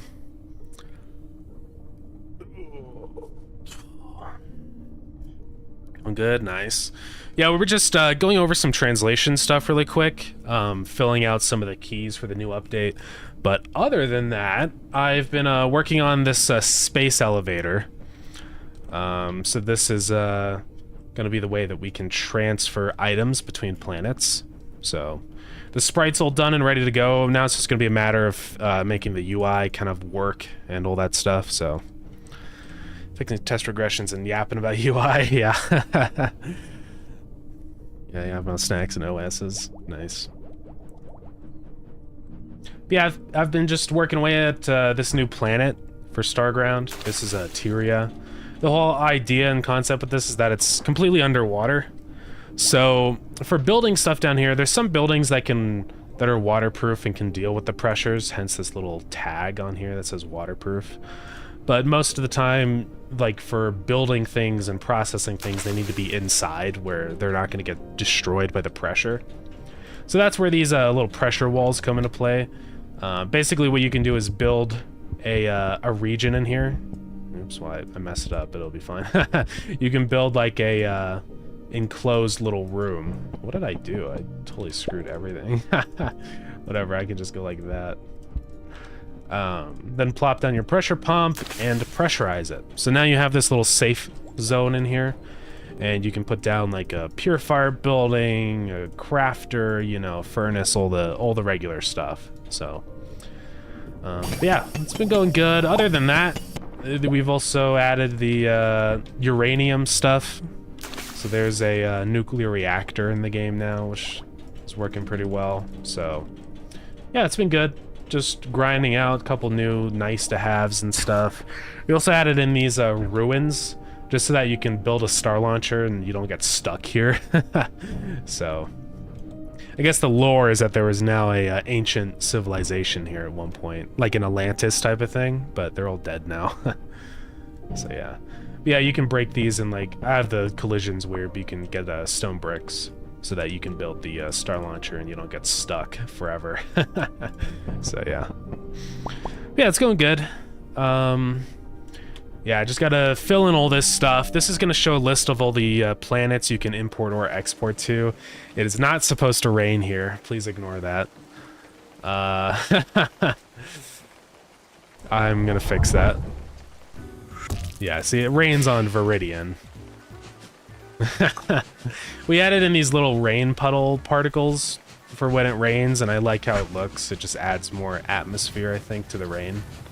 I think it looks pretty nice. Oh no. Oh, Finn, what are you doing? But yeah. It's going good. Yeah, we were just about to do that. We're just going over all this stuff. Yeah, making sure this is all filled out. I can't think of any more keys right now, so I think we're set and all good to go here. Oh, actually, there's a couple things. Just a few. So we got cheese time. Let's go. There's research for Tyria. This is called Tyria. So let's add that in here. If we already haven't, I don't think we have. Well, I guess you don't really translate Tyria. Just in case you can translate it into a different alphabet or something. Like, see, what did that even translate into in Chinese? I don't know. Rain vibes, yeah. I do love the rain vibes. Oh, this game day went viral. I appreciate it. It's huge time sink for a warning, yeah. There's I do love games where you can kind of just keep playing for a long time. That's why I like Factorio and stuff so much, because there's not really like an end to Factorio, you know. You can just play forever, which I really want to capture that with Starground. So hopefully it's on its way. We just need a tin roof for the rain, yeah. I would love to eventually at some point add in more like building parts, because we have these like stone walls and stuff. I would love to add in floors and doors so that you can actually make like real buildings and stuff. And roofs would be kind of cool too. That would be a whole thing. Like maybe if you enclose a specific wall type, it automatically generates a roof above it. Something like that, right? And that would be kind of complicated, so I'll have to think about that. But it would be cool. So, hey, Settlix, thank you so much for the raid. So many raids, let's go. Let me give you a shout out. How's it going? Welcome in. Thank you for the follow, appreciate it. Yeah. Yeah, we just got another raid just a minute ago, so welcome in as well. Thanks for joining in. But yeah, how's it going? How was your stream today? Pretty well. It was a chill day of failing to understand the behavior graph. Yeah, that's fair. Had good times. Nice. Yeah, the project's going good. I was just adding in a couple more translation keys. But most of what we've been doing today was working on the space elevator, which is in the game now. It has a sprite. It's almost ready to go, but I have to fill out the UI stuff and make it actually work. So, but we're getting there. So that's been good. This is basically just so we can transfer items between different planets. So, for example, I could send some coal over to Tyria, something like that, right? So that's the whole idea with that. So you'd have a space elevator or multiple space elevators on each planet, and you can set it to import or export mode and do all this stuff. So yeah, I still have to fill out this whole UI, but we're getting there. Yeah, it's going good. I recently have added in these ruins so you don't get stuck on the planet, because you can mine it for stone, brick, and iron so that you can build another star launcher if you don't have the resources here. So yeah, this adds in a lot more lore implications. Ancient civilizations and whatnot. We've got nuclear power. I need to get some uranium because it looks like we're out. I think I was making some in here. I think I used it all, so I'm gonna I'm gonna cheat. Yeah. And let's go power up the reactor. So yeah, that just takes in uranium and water and generates steam and also nuclear waste. And it powers these turbines, which make power, believe it or not. So yeah, it's coming along. We're almost there. I think the plan is to launch this update tomorrow. The only things I have to do is space elevator, then fix this void in the outside. That's really easy. So I think we're pretty much ready to go. Everything else seems to be working pretty well. So, yeah, I think we should be fine. But yeah, it generates a bunch of power, and now all this stuff over here is back to life. This purifies this mineral water into regular water for the reactor. Also makes gem byproduct. But yeah, it's going really good. Things are shaping up. I added in these Mark II Tesla coils recently, and those are basically necessary for underwater power stuff, because, well, I figured a unprotected Tesla coil underwater would cause some issues. So yeah, but yeah, things are looking good. We're on our way. So yeah, we just gotta let's fill out this planet thing. Yeah, instantly might be sensible. Yeah.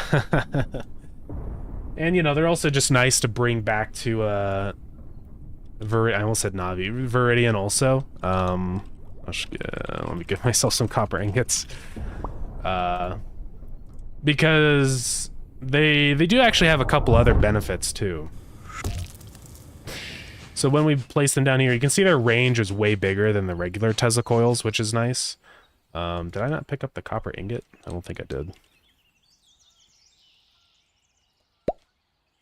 And also you can place them in the water on Viridian, like this. So yeah, I figured that's gotta be a pretty nice thing, right? So yeah. I don't know why I can't place them here on the ground. I was pretty sure I was able to.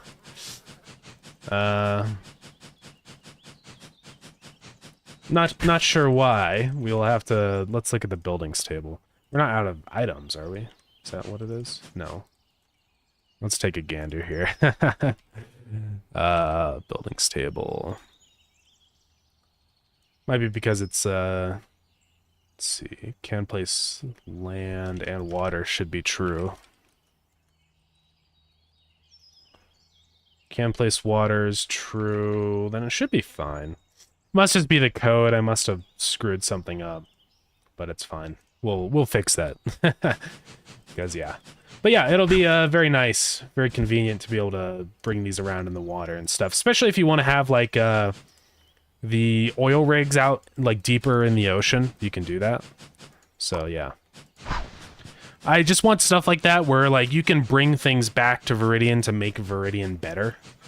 It's going to be the same way with the nuclear setup, because you can just do nuclear power on Viridian and then import nuclear pellets, right? So you could just like set up a little reactor here with your conveyors and all the gizmos and gadgets, right? And then set up nuclear power here. So yeah, I want there to be a lot of that back and forth of like they're mutually beneficial for each other with some of the new stuff I'm adding. I don't want to really add stuff that's just for Tyria. Obviously, there's a couple things like the pressure walls, but you can also place them here, right? I mean, there's no reason why you can't. And just use them as like decoration stuff if you really want to. So, I mean, that works. You can't actually pressurize it on this planet, obviously, because you're not underwater, but yeah. Yeah, hopefully with I can add more stuff in the coming updates that kind of also enhances this area too. I'm not exactly sure what yet, but we'll get there. But yeah, let's get the space elevator kind of set up. So we need to loop through all the in the space elevator. Also, let me mark this down before I forget. What is it? Tesla coil V2 cannot be on land. Gotta fix that. So here I'm just adding in a list of all the names of these. This is going through and yeah, doing add item. Are they actually here yet? No. That's weird. I don't know why they're not appearing. Let's just do a little print statement, make sure we're good. When we open the space elevator, it should show some... Oh, I'm stupid. I had to do region.name. No wonder it was not working. Let's retry that. There we go. So it shows Viridian and Tyria, so you can choose where you want to import or export from. So you can say like, okay, I'm on Viridian. I want to export my resources every 5 seconds over to Tyria, right? So every 5 seconds it'll shoot up a cargo thing and it'll land back down on Tyria and you can take the items out. Obviously, nothing in the game ever gets deloaded or unloaded, so like this stuff will work even if you're not there, which is you know, pretty necessary for interplanetary bases, I would say. Yeah, that's how it'll work. I still have to do all the code and stuff to make it work, but we'll get there. So yeah, that's on export mode. So it shows all the different things in here. I guess technically I could have this say Viridian. Maybe you could like use the space elevator to transfer your items to another part of the map. So I'm not necessarily going to block it from transporting from Viridian to Viridian, you know? But yeah. And then importing, yeah, you get the idea. Okay, so we got to link up all the stuff. That works. I also have to set the metadata of that ID. So I'm just going to do this. We're going to start with var item ID is 0.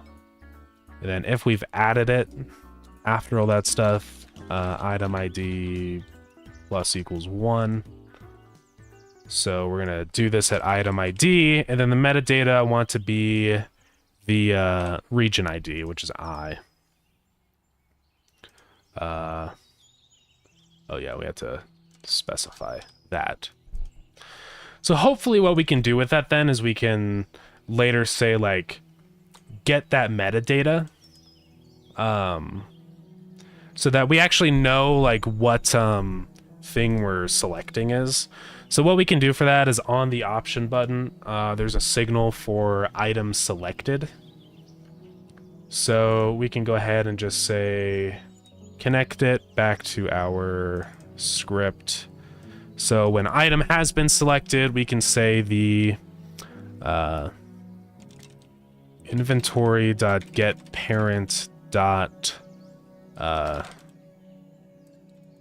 Target region is equal to our this.get item metadata index. Hopefully that works. We'll see. Now inside of our space elevator, we need to actually add that variable. So we have region. That's like the current region. We want var target region. And that'll be string. Yeah, we should be good to go. So let's see what this does when we actually click this button. It should set it to whatever this target is. Turia or Viridian. And then in the space elevator, let's just print out in process whatever target region is. Oh yeah, there's two of them, but this one shows Viridian, and then if I swap to Tyria, it has the Tyria region ID. So that's good. That basically means I can... What I'll do then is, since we have this list of elevators, when we actually are ready to send the resources, I loop through the list and find the one with the same ID, and then we send it. So yeah, should work pretty well.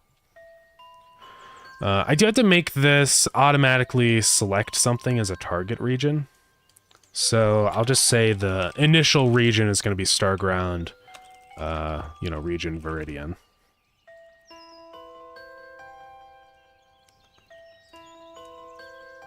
So yeah, should be all good. And then just a couple of things we have to do. So if we've set this to, say, item selected in our vertical box, if it's on, oh wait, we just connected that one. That's the wrong one. This is gonna be sport condition. Gotta change the name of it so it's not the same signal.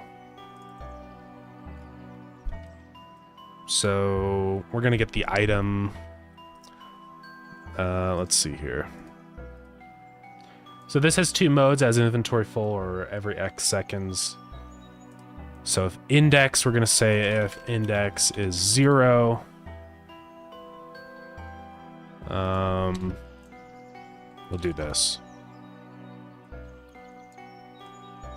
Visible equals false. Dot visible equals true.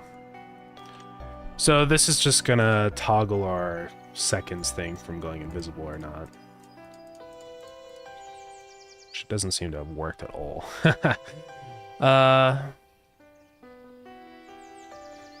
So why is that?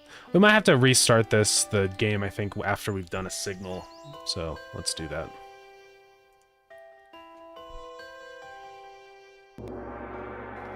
So hey, for the function, thank you for the follow. I appreciate it.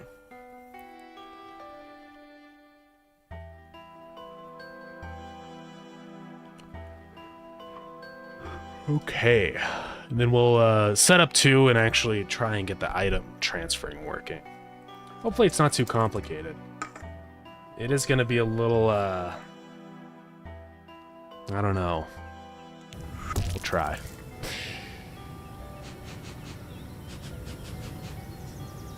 Okay, let's get our space elevator and rebuild it. It's a very big building, so it's hard to... There we go.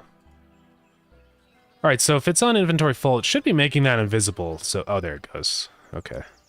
Well, let's just make that invisible by default. Or, well, really, we'll just do this. So yeah, we're gonna have to remember this mode. I changed the donut. Which, oh, the donut on the follow thing? No, it's the same donut. It should be. That would be crazy if I changed it. Oh, of course my headphones turn off. That's so cool. Gotta love that. I love it when my stuff runs out of power midstream. It's the coolest thing ever. It's the coolest thing that I ever had the pleasure of. Okay. So what we also need to do on ready, we need to make sure that we're set to like the proper things.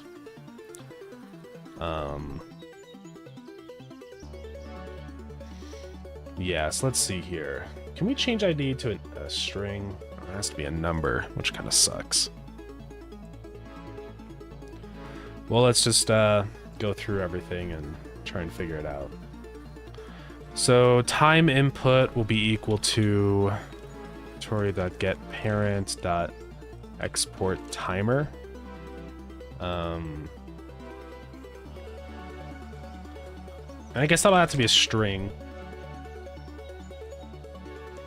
So in the space elevator, we have this export timer, or wait, we need export interval. And then same with our export condition. Why is that only the using as an assignment target? Oh, dot text. Then the export condition, that's going to be equal to inventory dot get parent dot. Early we're going to do set. Let's see. How can I change the? Or I guess selected is just a index. So dot selected will be equal to whatever.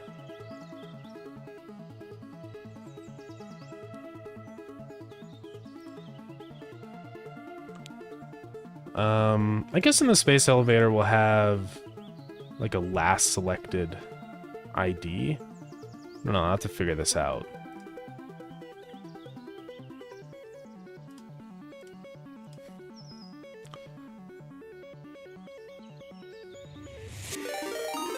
So hey, so many raids today, this is insane. Thank you so much for the raid, TransK, how's it going?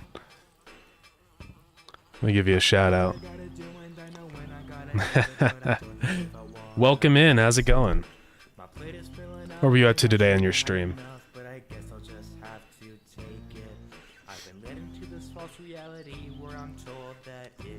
Okay, so I'll do get parent.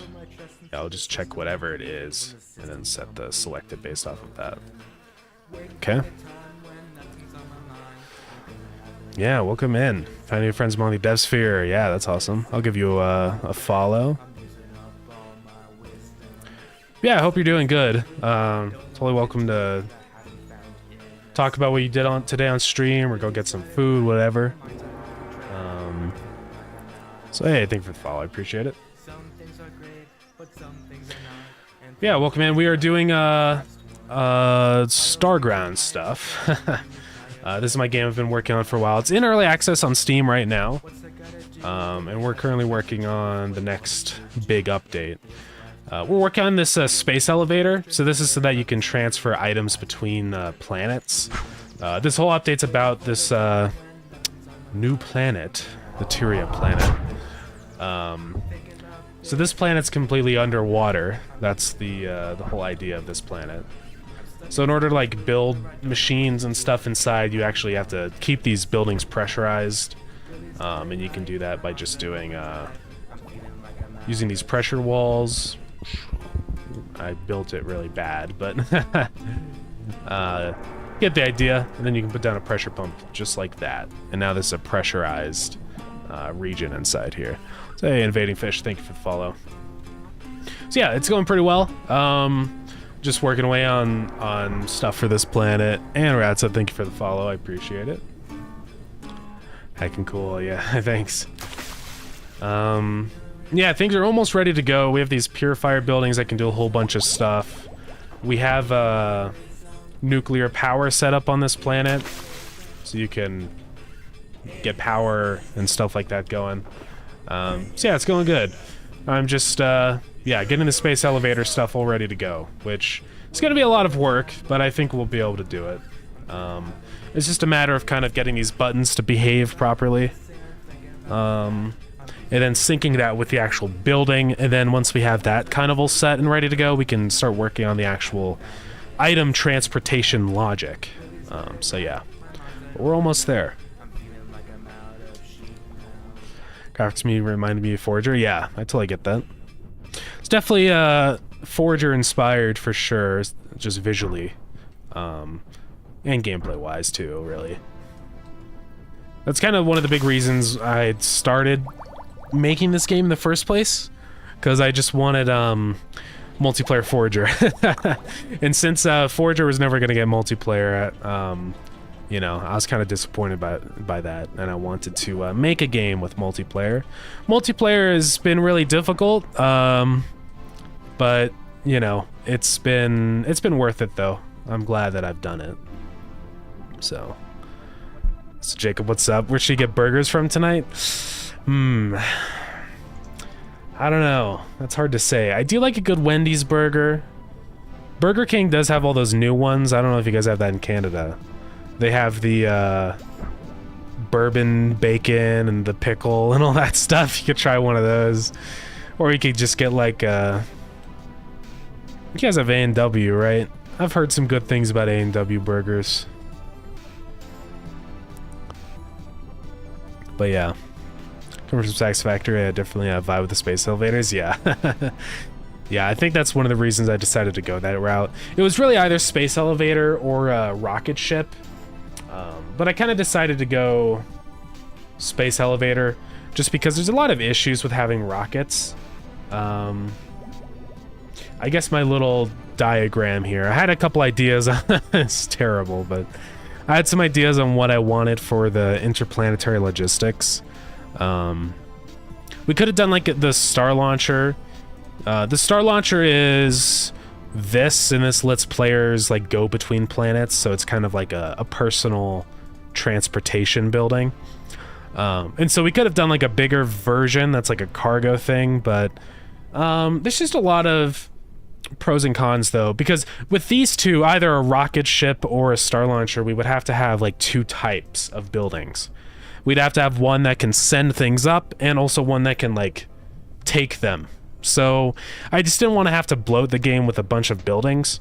I like the space elevator because it works both ways as an export or import. And it's cool. You know, I wanted something that wasn't just kind of a reskin of what we already have. So yeah, I think it'll be pretty cool once we get it all working. NW is a classic, but I really wanted Dave's double and large chili. That sounds pretty good. Yeah, I could go Wendy's. It's very cool. I appreciate it. So yeah, Connor, this is the space elevator. That's what this is. Yeah. All right. So things are getting there. This seems to be fully working. What we have to do though is we have to reload the info that's stored in the building. And what I mean by that, so like we have in the building for this variable, it stores the target region, right?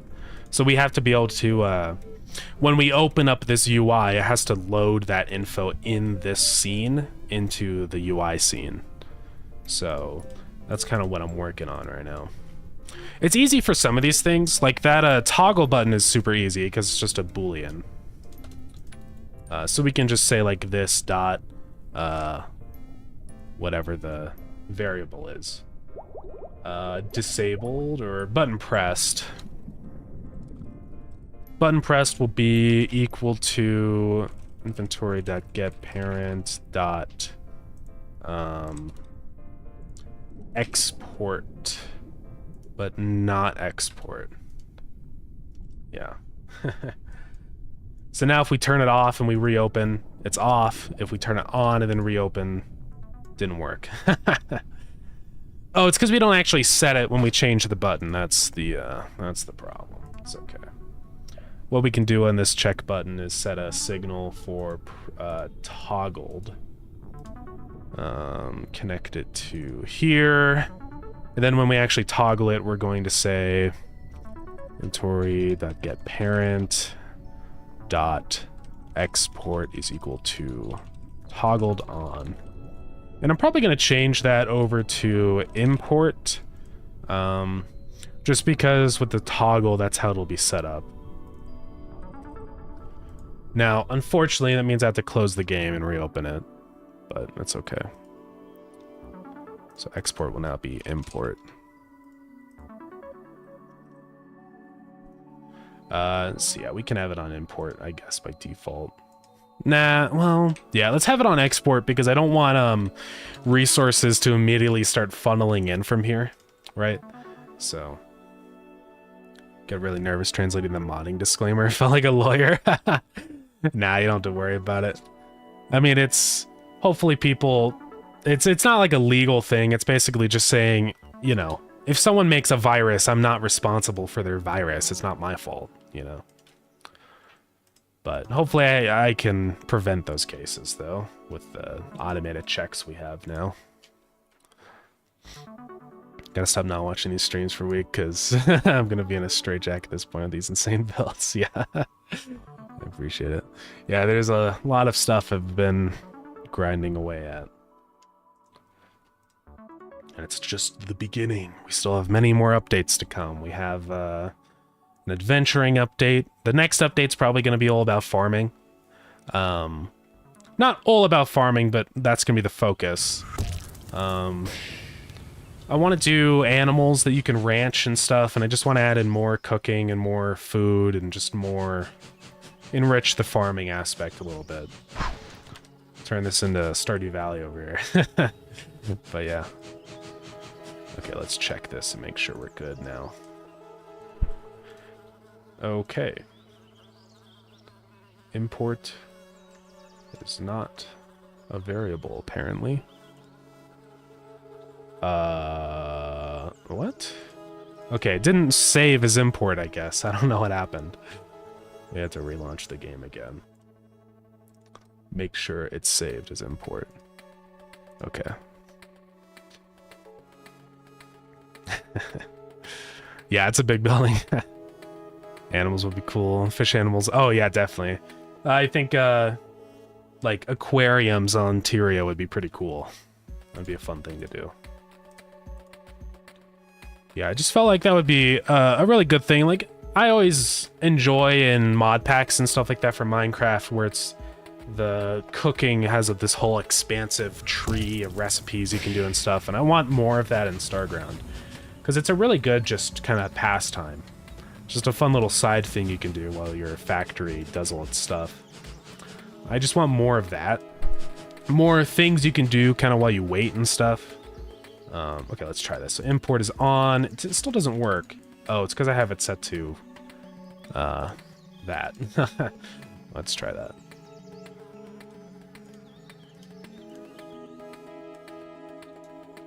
Oh, so it's import. We turn it to export. Now it's on export. Yeah.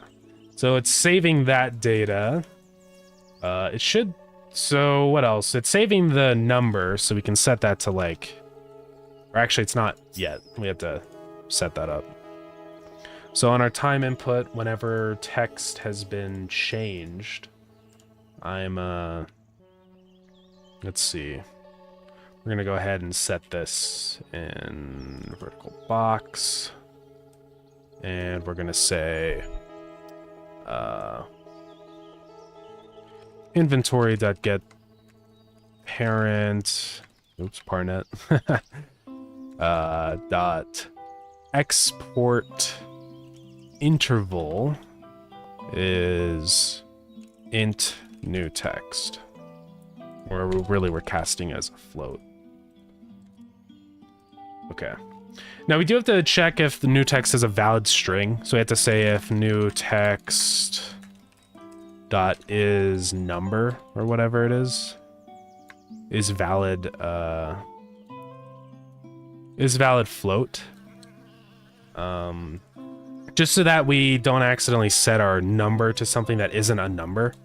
Otherwise, new text will just be set back to, you know, 0 or whatever.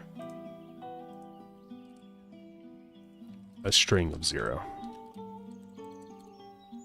Okay.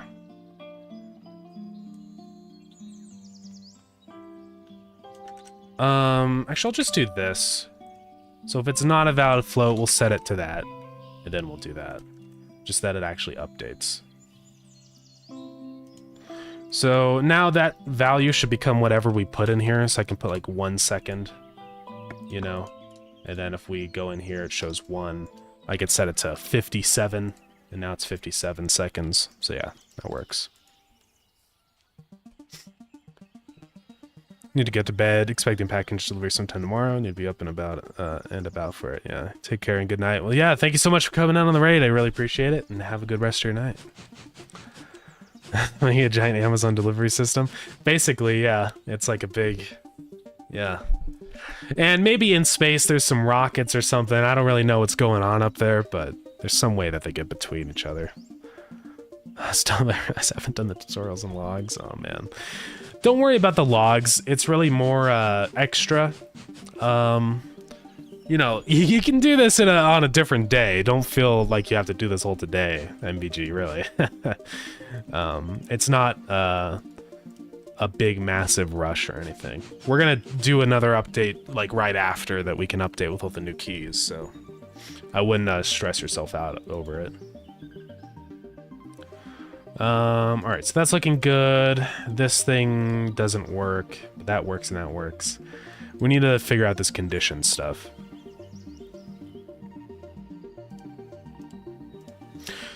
So, we need to say, after we've changed this export condition. So if index is 1, which means that we've done the time one, then I'm gonna go ahead and say inventory dot get parent dot export timer is true. Otherwise, it's false. And then we can do the exact same check up here, essentially. We're just gonna say this is going to be if inventory.getParentExportTimer. So if it's true, then selected is going to be 1.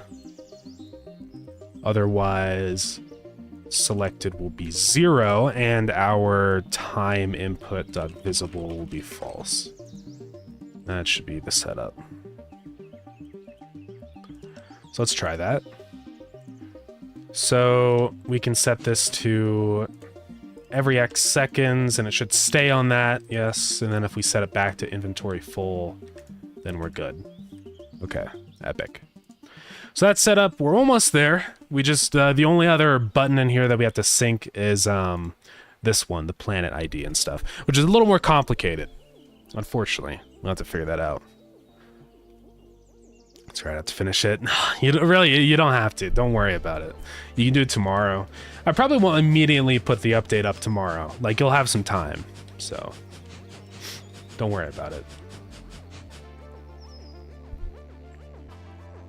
Because I'll probably put the update up like 2 p.m. or not even that. Probably later, 3 or 4 p.m. my time. And so by that point, it'll be almost like midnight for you tomorrow. It'll almost be 24 hours from now. So you have plenty of time. I'll do the translation thing as the very last thing.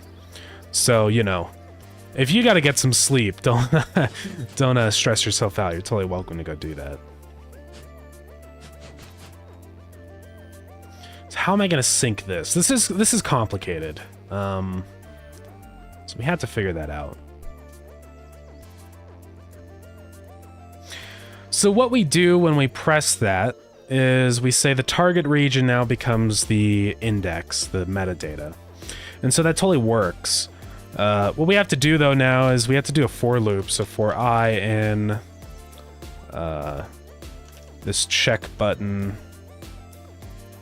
dot items, or it's not a check button, it's our option button. So for I in option button dot, or I guess we just go for that. Let's see, item count. And then we're gonna say if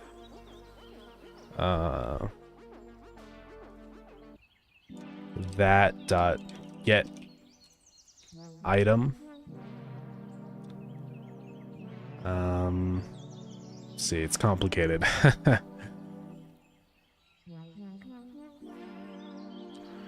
If the metadata of that item at I is equal to our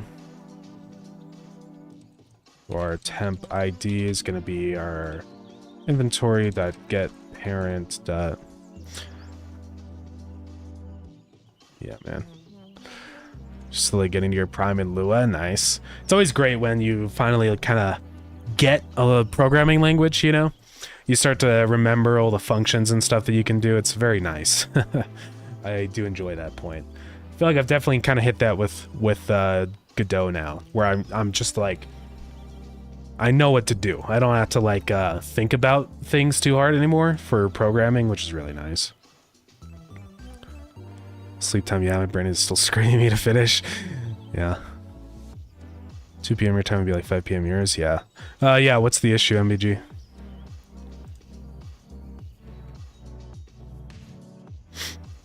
Let's see, inventory dot get parent dot target region.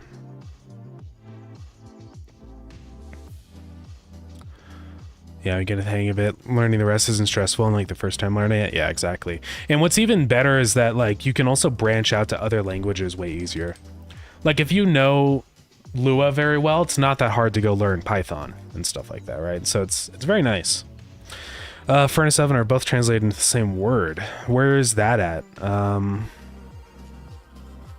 Let's see. Oven.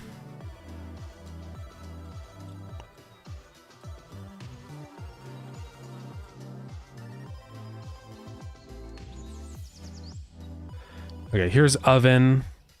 That's translated into Yorno and Horno.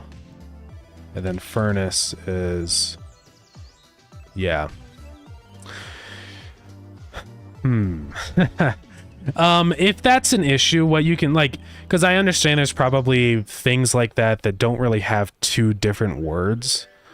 You can change that into food oven. Food horno. Like, you can specify that it's specifically for food. That would be totally fine. So yeah. I would just do that, because that's what the oven is for. It's specifically for cooking. So you could call it a cooking oven or a food oven or anything that indicates that it's specifically for food. Totally works, so yeah. So Smart Ape, what's up? Welcome in. I'm currently working on the space elevator right now. So I'm just working on the code to get the UI all kind of synchronized. And then once that's set up, we will try and do the item transportation stuff. Yeah, cooking oven sounds nice. Yeah, that totally works then. Feel free to do that. Okay, so what we're going to say here is if that.getItemData is equal to our ID, our target region, then we're going to say that select selected is equal to I. It's a little stupid that I have to do it that way, but it'll be fine. So that's set to Viridian, and we can set it to Tyria, and when we go back in, it's on Tyria. We are set. All right, so this UI is fully set up. You can change things, and it's not going to delete what you did in here, so we can set that to every X seconds. So we're pretty much all good to go with the UI. The final thing we must do now is the actual code for transferring the items. And I hope that won't be too complicated. We'll see. Thank you for your wisdom. Yeah, no problem. I did do the lines for the Tree of Wisdom after all, you know, so I'm pretty wise. No, I'm not. So let's stop printing this out 1,000 times. And I crashed the game. Freaking epic, dude. That's okay, we'll skip that crash. There we go. Alright, so what we need to do, there's two modes. So we're gonna say...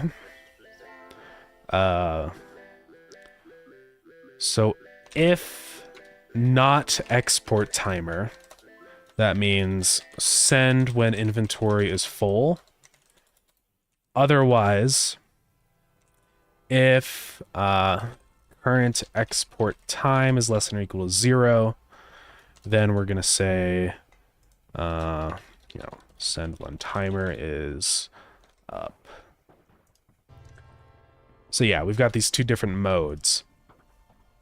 So we need that timer var current export time is going to be 0. Now it's going to be a float.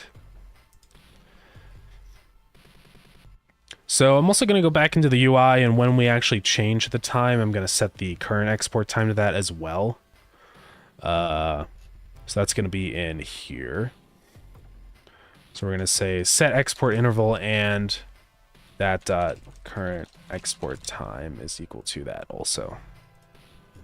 Just that if you set it down to 0, you don't have to still wait 50,000 years for the time to tick down, because otherwise you'll break everything. So.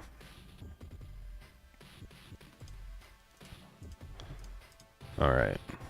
This morning I woke up today, and this morning... Yeah, that's my favorite quote.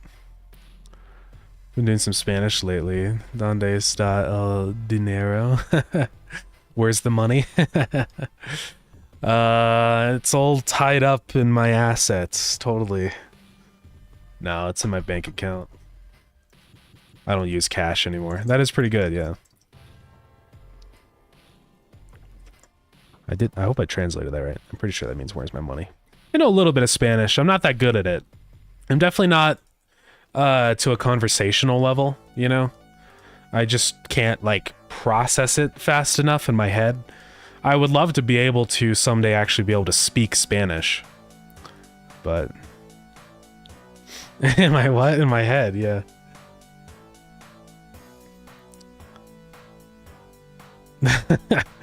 That Horno? Oh yeah, because it's really Orno. You don't pronounce the H, right? Wait, do you? Yeah, there's no H sound. It's just Orno. Yeah. I know, there's I make stupid mistakes because I'm dumb. I don't know how to pronounce anything. Okay. Oh my god. That's epic. Gotta love when you open a drink and it explodes everywhere. Cool. Now I gotta wipe up. Hold on, guys. I had a disaster unfold.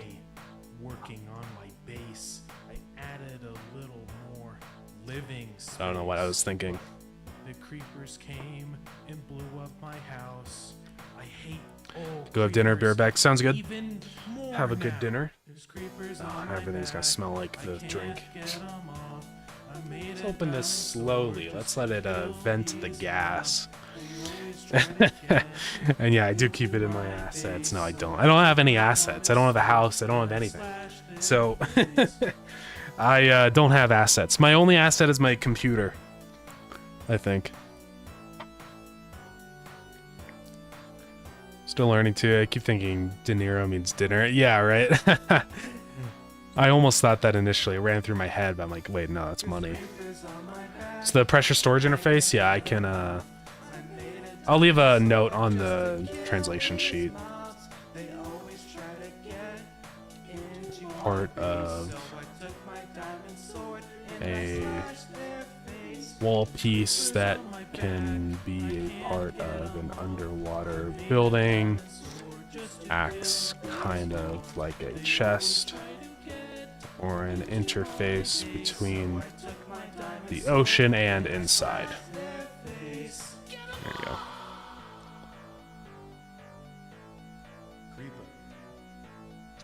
God, I really spilled my drink everywhere. It's kombucha. Problem is now my hands are a little sticky and I smell like ginger. And I just took a shower, so it's not like it's gonna wash off. Now I gotta deal with my, you know, my sins. This sucks, dude. It's not necessarily a UI, it is a building. I can just show it to you. Let's do that.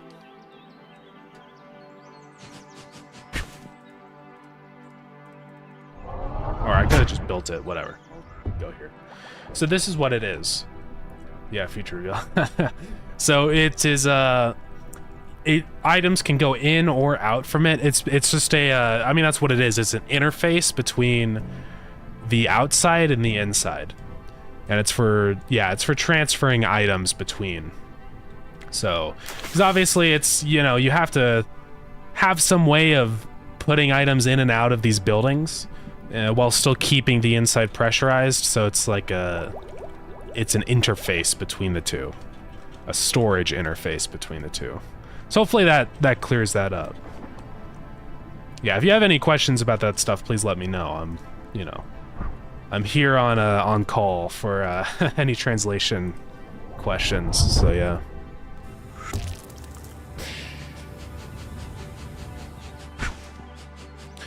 Oh yeah, idea. Discord bot that says how much keys still need to be translated in a certain language. Yeah, that would be cool. I'm not super good at Discord bots, you know. It's like hard for me to know exactly how to do that. But I could look into it. We do have that one bot, the Gearbert bot, and so maybe we could add in some functionality for that, so that you can actually check on that, because that would be very nice for translators to be able to know where we're at with that kind of stuff, right? So maybe I'll look into that.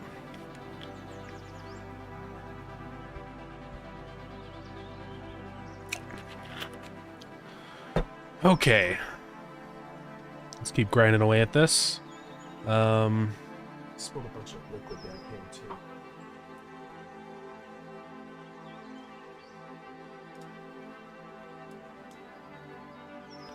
Discord bots are compatible with so many languages. Yeah, they are. I could probably even do a Discord bot in Godot.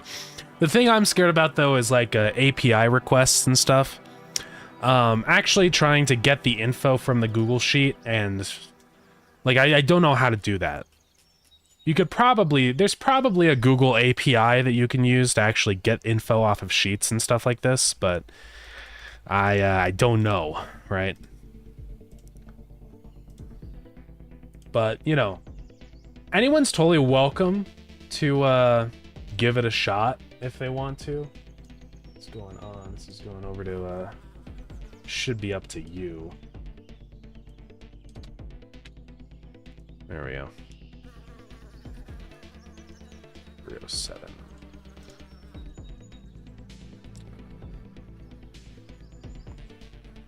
Okay.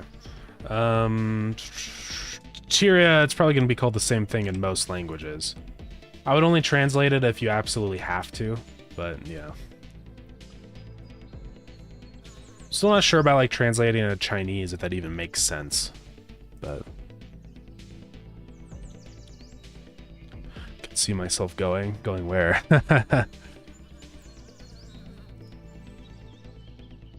So when inventory is full, so we're gonna check. We need some way of knowing if it is full, so we'll have to figure that out. Maybe I'll create a new function in the inventory component.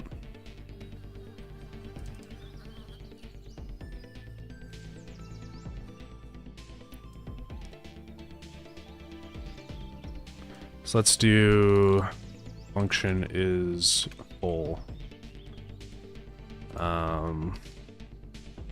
And it's true or false depending upon whether an inventory is full or not. That's going to return a bool.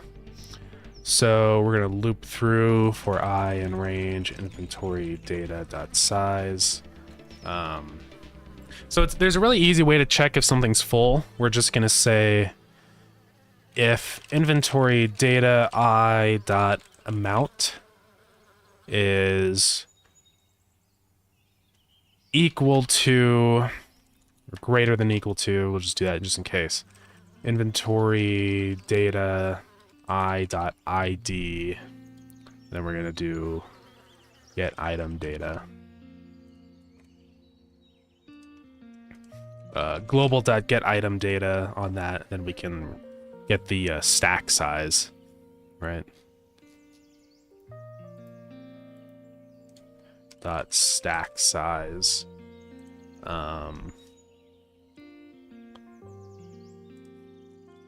Then we're gonna return, or really we're just gonna say if it's less than that, return false. And yeah, that's almost it. And then at the end, if it doesn't find any, we return true. Knowing Google is gonna be a pain in the, yeah, to make API requests. Yeah, I don't know. It's definitely a cool idea. I'd love to be able to do that, just to make it easy for translators to do stuff, but definitely would be hard. I mean, that's one of the big reasons why I've done this like red stuff, where all the empty keys are colored red, just so it's really easy to scan through and be like, oh yeah, we're missing keys here, you know? So, I don't know, we do have some kind of indicator, I guess, at the very least. But yeah. I'll look into it. I don't know if it's going to be something very feasible, but, you know, you never know. It might be.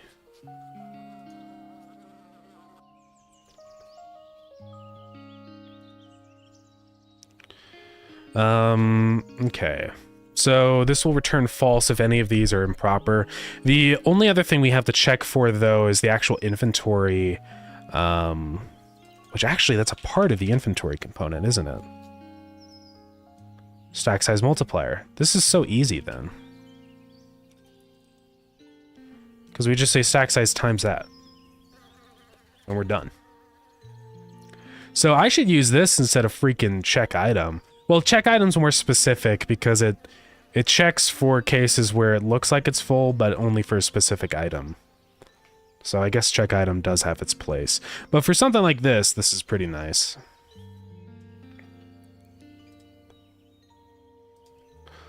So yeah, that's it, really, with that. Stack size multiplier. Cool. I might start typing these functions.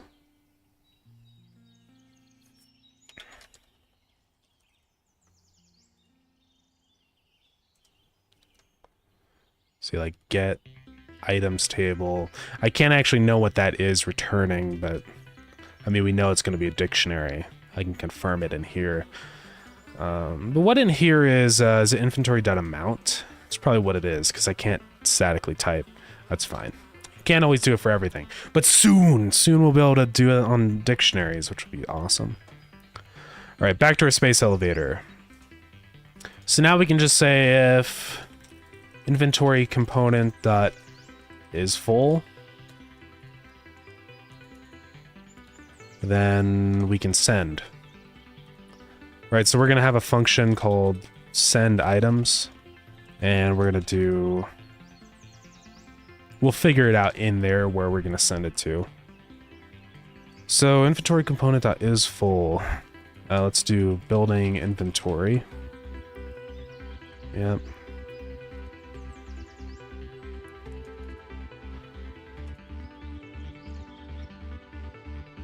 And then here we're going to say, you know, send items there. Else current export time minus equals 1 times delta.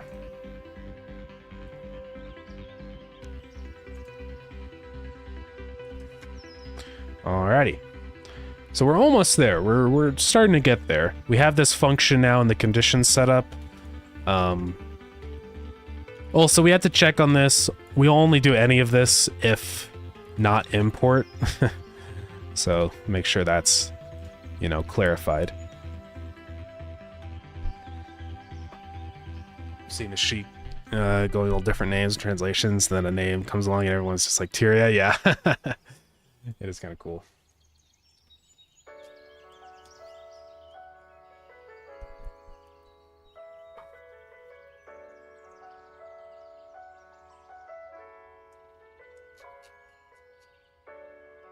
Yeah, I don't know if it really makes sense to translate Tyria in Chinese or not.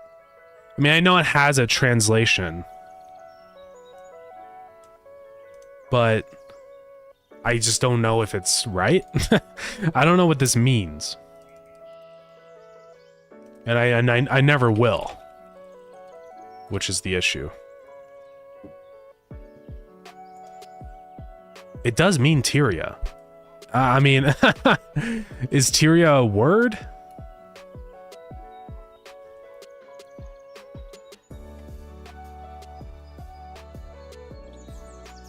So I'm not the only guy to come up with this name.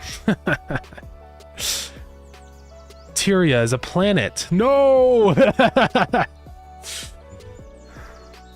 On Guild Wars.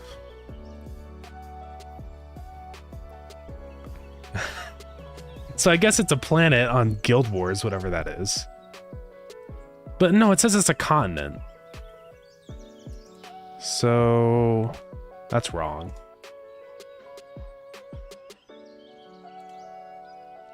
Tyria, Greece. That's actually a place. Whoa. A plant called Tyria. Tyria was one of the consorts of Egyptus. It's a river, apparently, in Greece. And a moth. I'm gonna get sued by a moth, dude. That's crazy.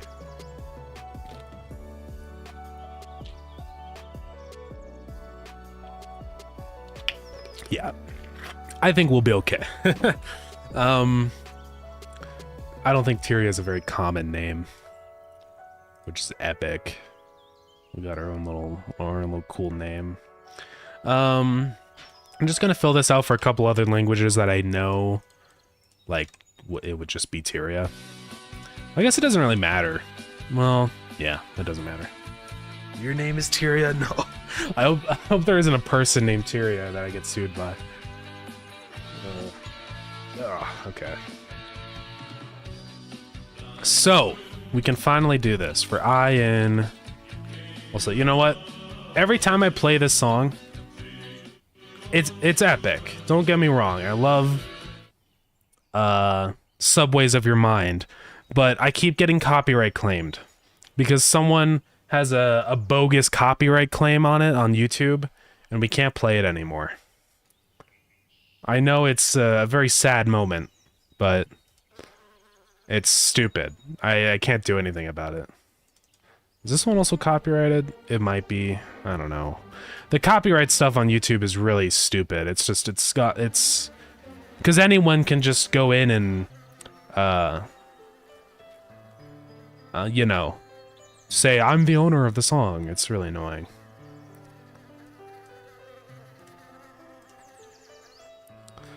I know, it's very sad. Sued for using a name. Well, there has been cases of that. You know Sierra Mist? It's called Starry now. They got sued by Sierra Mist. the individual called Sierra Mist. So, I mean, there's cases where you can, but I'm not really worried about it. I don't think anyone's called Tyria. The adpocalypse, dude. Oh no, it's starting in 10 seconds. Run! Hide in the YouTube bunker, hurry. Or do the secret where you can still hear but can't see.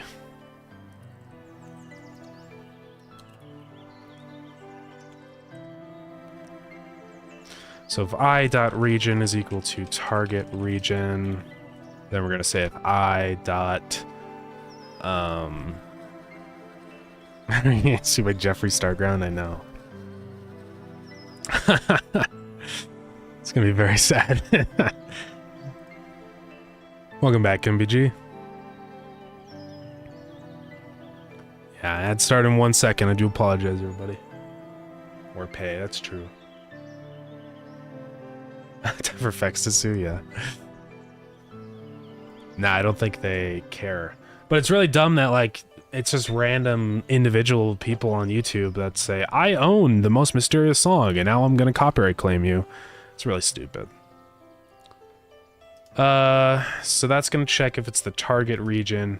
We're also gonna check if I dot import, right? Because otherwise, if it's not in import mode, you can't send it. So that's like all the checks passed. Now we just have to check the inventory stuff. Right, so we have to say, Somehow we have to check if an inventory can be merged. I don't know how we're gonna do that. I guess we'll just do a for loop. So for I in, you know, building inventory dot inventory data, and we're just gonna loop through and check on each index. So we're gonna do I in range dot size. We're for slot index, sure. Do we even need to do range? It turns an array with a range. I guess you do. You can't do for I in 6, right? Like, that doesn't make sense. Yeah.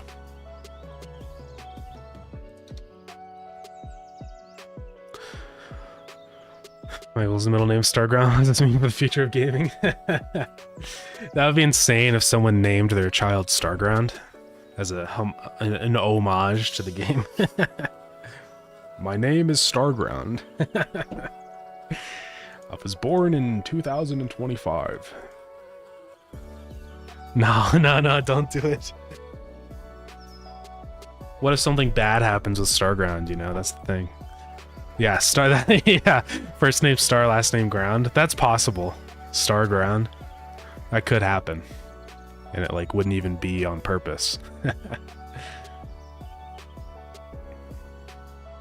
So we're gonna say can send equals false. Still too young to have kids with the future's far, that's true. Yeah.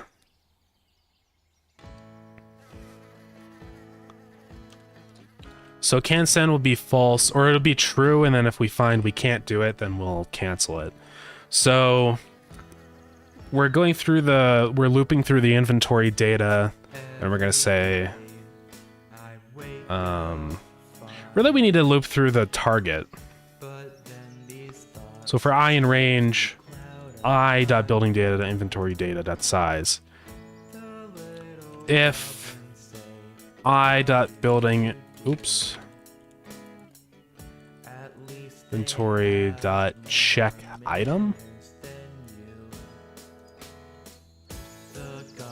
I think that's what it is.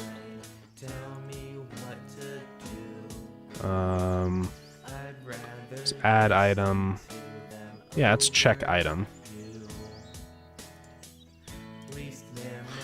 So we're saying as long as you can actually put the item in, or we're saying if you can't, then can send is false. There's a whole bunch of things we gotta do here. It's a universe where BBG is still working on Pogo Rocket. That's true. Yeah, where it was actually successful.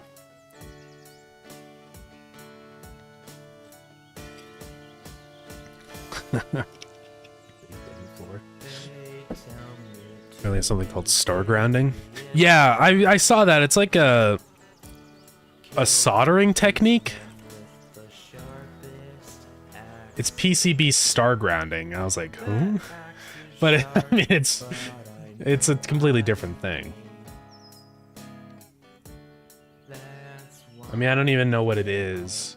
It's like an ultra specific thing. It's funny because now when you search Starground, it actually shows the game and stuff, right? So I wonder if there's people out there that do a lot of Stargrounding, and now when they search Starground, they get angry. I don't know. It is crazy that it's all actual Starground in here now. Because I remember when we were working on the game, it was this stuff. It was Stargrounding. And not actually Starground. But now it just shows... Whoa. Is that me? Pay. I'm like... Yeah. Whoa. What is this? Who are these people? I know that guy. Whoa, we're finding some deep lore right now. What's going on here? I don't know. This is on the website. That's my image now. It's obviously in my bathroom. Yeah, I'll close out of that.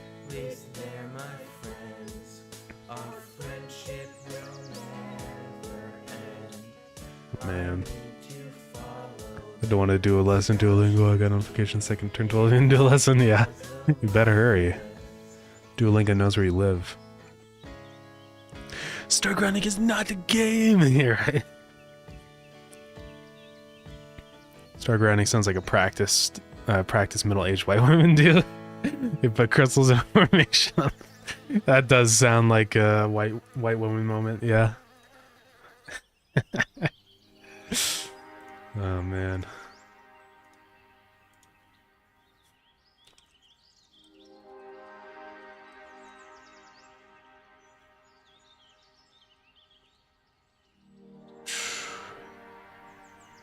Okay.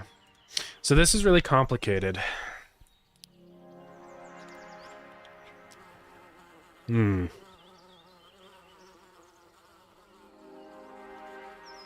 So, okay, this won't work. The problem is that check item will do it for a whole inventory. So, okay, here's what would happen with this. Well, I have to make a new function, I think. Because we have slots. Right? But the issue is, what's going to happen is that this, say we have 23 copper, and then this is all 99, right? So now let's say that we have a big stack of like 60 copper, and then this is our inventory over here. Or it's all 60. Oops. Right? And these are our slots of the sending inventory. Now here's the issue. It's going to say check item. It's going to keep checking it against this one. And it's going to return true for all of these because technically all of these can go into this slot. But as soon as one goes in, the others won't. So this doesn't work. We have to create a new method of doing this. Also, your favorite spoon, what's up? Finally caught a stream. Well, welcome in. Hope you're doing good. Starground is when you connect all the ground points in a system to one central point. Also, you star each circuit. Yeah. Device has its own grounding wire to go to that central point. So there's no ground loops or interference. Okay. So it is a thing. Very interesting. It's raining, guys. Can you believe it?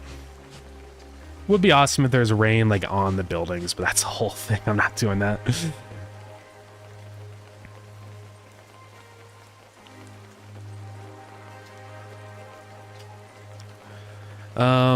All right, so we're gonna say can. So we can't do that. We have to do like check item at index is what we're gonna have to do.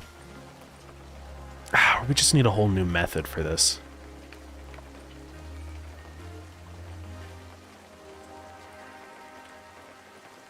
Wait, no, this will work.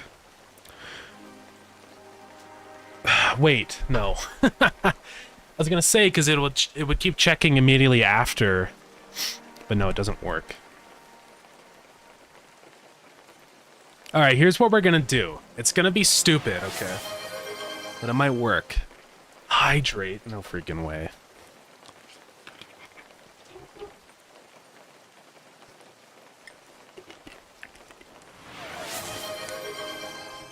Posture check. Ugh. Add flooding so all your conveyors get destroyed. That suck, dude.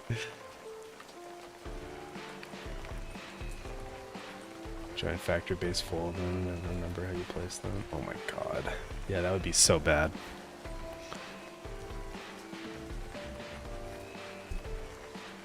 Alright, here's what we're gonna do. It's gonna be stupid, okay? And I don't like it. But we're gonna duplicate the inventory of the other building. Okay. And then we're gonna do this. We're gonna simulate adding. So we're gonna loop through, and we're gonna add the items. And then if can send, or we're gonna do this temporary inventory, or add an item to the temporary inventory. So if can send, then we're gonna set it back i.building_inventory dot inventory data is equal to temp inv. It's stupid and dumb, but it works. So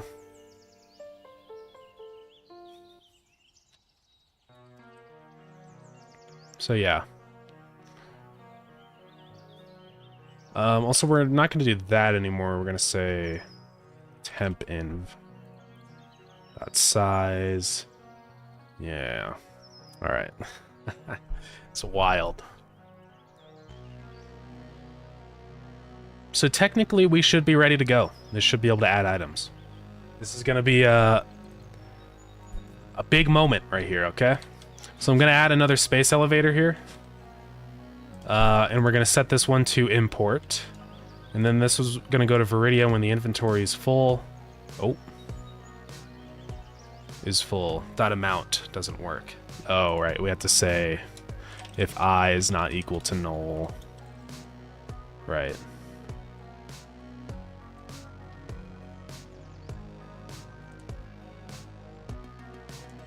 It'll be fine. We just gotta...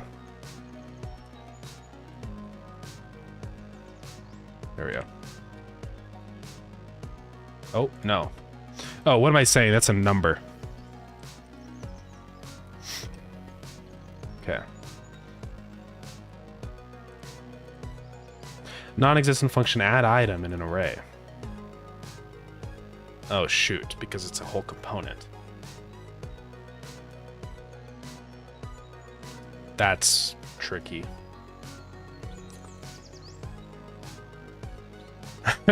We'll have to figure out what to do with that.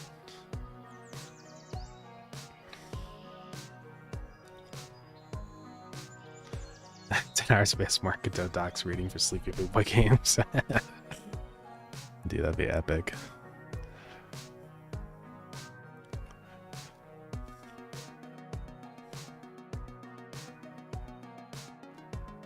So I wouldn't have an idea in my mind, but I have nothing to do with my phone, so I don't want to scroll social media. I do that also. I think of like something I want to program in Godot, and I just read the docs on my phone because I'm not at my computer. An idea for game, don't know how to make it, but anyone can steal it if they want right now. What is the game idea? Be happy to hear it. Right, we can't do add item. I guess we're just gonna duplicate. I don't like that though. No, we gotta duplicate the array. Or it's an array, so we don't have to duplicate. But it's still, that's what's tricky with this. Still the same items, the same dictionaries. We're not duplicating the dictionaries. So I don't think we can duplicate it. It kind of complicates my plan. Let's go check this though. We're gonna go to Godot array. And see, is there a duplicate function for this? I don't think there is.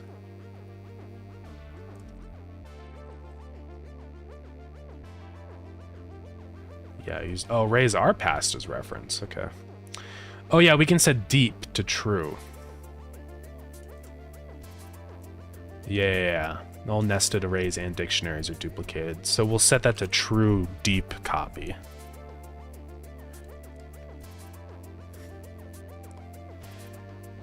Download Godot. Oh yeah, if you have Android, you can get it on phone now, right? Which is weird.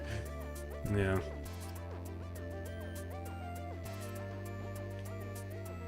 Okay. So we have a truly copied array.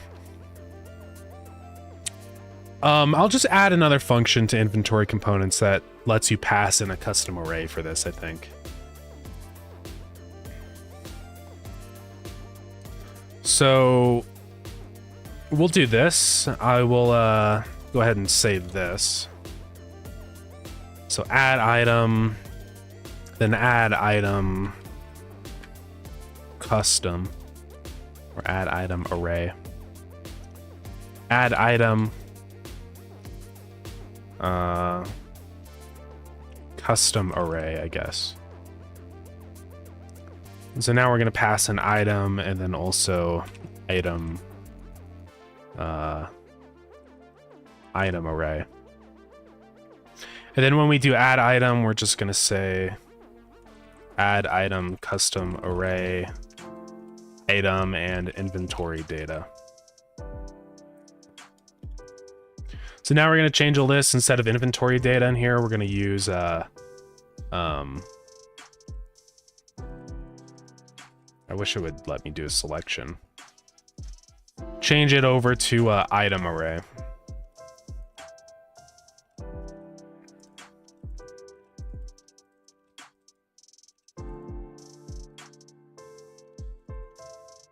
Data, inventory data, inventory data. Okay. If I messed up something here, it would break the entire game. So let's hope I didn't. We're probably okay, I hope. So now what I can do is add item custom array, and we can say we'll add the item there, but now we're gonna compare it to temp inventory.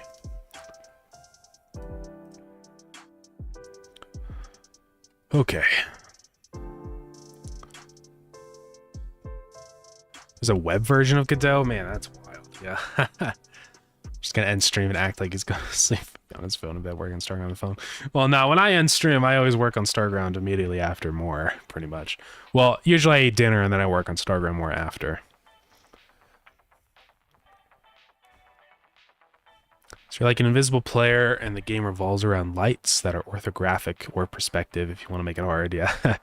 Basically, these lights cast shadows on the invisible player. Now, if there's multiple lights, you can switch between different shadows and control it. Basically, if you select a shadow, your invisible player character is teleported to it. And in orthographic cameras, the switch will be smooth. So basically, you can like control shadows, is the idea, right?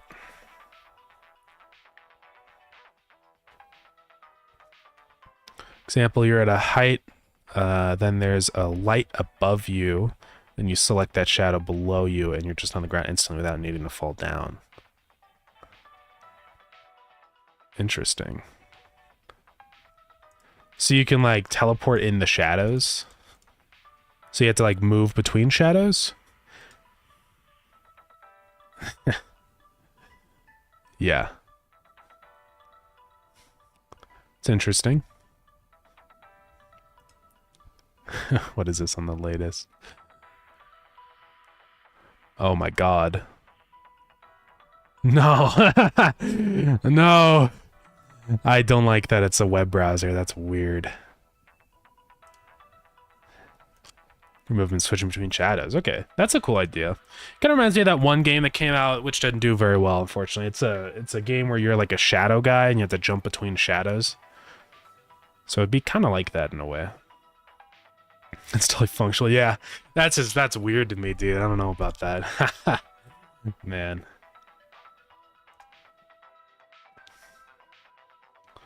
Oh, so we don't do that. We do building inventory. Or I guess we do i.building inventory .add item custom array. So we're going to add it to the temp inventory. Okay. I hope this works.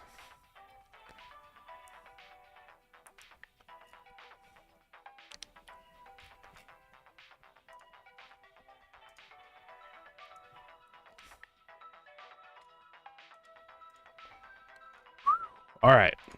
We're going to save that. And we're going to give it a try, I guess. Invalid key on ID is null. Okay. Add item custom array. It's a null item. Oh, so we just have to check if it's not null.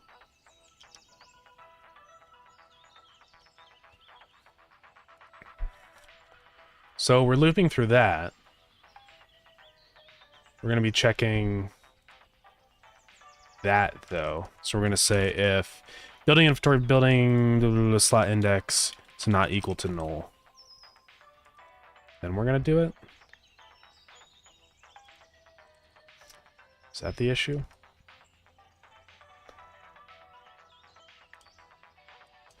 Now, I don't know how this is saying that it's full, because it's obviously not full. All right, well, let's give this a try. I don't know. It's all working, but...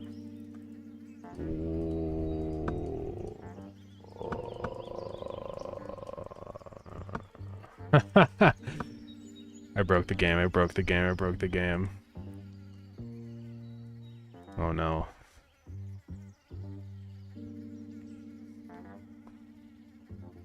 How did I break the game?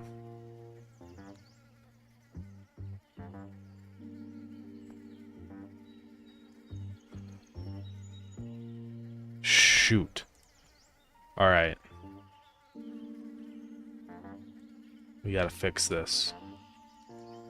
We're reverting. I mean, it's fine. We can just, you know, undo it.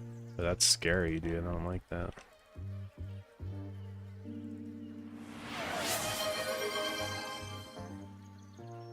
What do we get? Hydrate? No, freaking.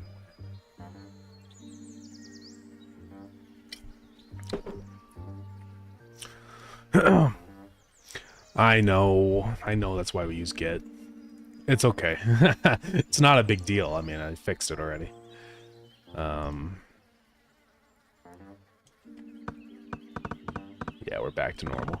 I've duplicated some items, which is okay, I guess. But they're real items, you know. They're not fake. I need stone. Alright, so let's just give myself a bunch of items. So /give Starground stone 99. What's 99 times 4? 198. Right? Yeah. 297. 396. Yes, I'm smart.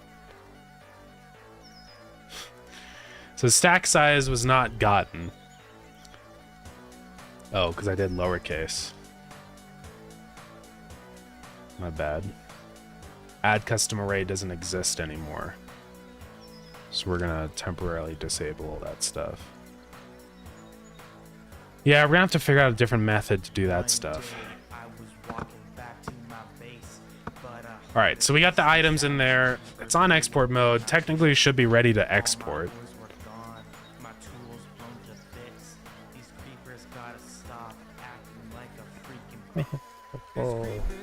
So let's make sure. Oh, this will evaluate to true when it's all... so if it's not null, we have to say else. Return false. That's why it was going. I'm like, huh, that's weird. So that'll print when it's full. So let's watch this. No has, and then as soon as it's full, okay. So, how do we do this? How do we freaking do this? Yeah, guys, I'm sorry that I cheated. I didn't mean to.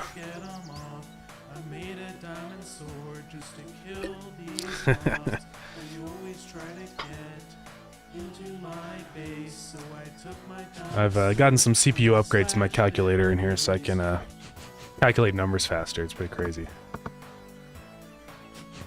So that's going to be trying to export to this one. Oh, maybe we can also set up so it only imports from certain planets too. Maybe. We'll see. Or maybe I just get rid of that when it's on import mode. Honestly, yeah. Because we don't need two of those. Okay, so How are we gonna do this? I must be an AI. I'm bad at math and programming writes really fast. Yeah. I'm probably like ChatGPT. Some off-camera mining, yeah. A little bit off-camera mining, guys. I should do that for the next game we make, where I come back and I have like a million things done. Just say I did some off-camera mining.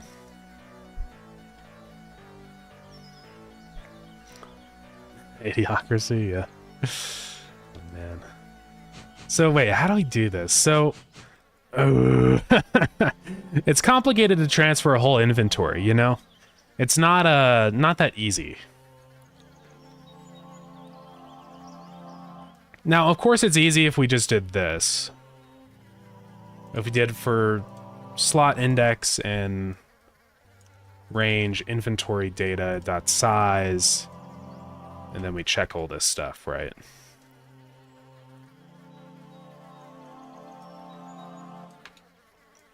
And then we just say add item or building inventory, and like it'll just add the stuff. So I mean, this will work, but it's not good though. Oh shoot. So when we do add item, I have to remove it from here.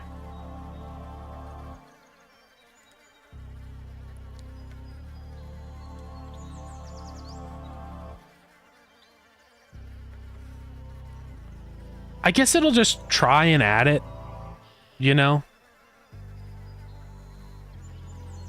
That'll be fine.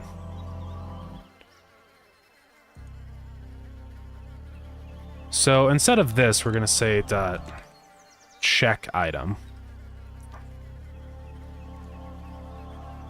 So if check item passed, then we're gonna say building inventory dot add item at the index. And then we're gonna say at slot index is equal to null. We'll just do that. That's gonna be the easiest way, I think. Good though. Good though. It sounds like I'm saying Godot, yeah. It's kind of funny.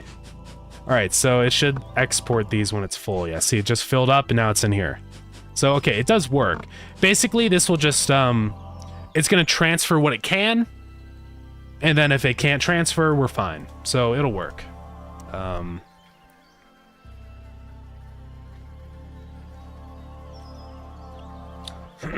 Yeah.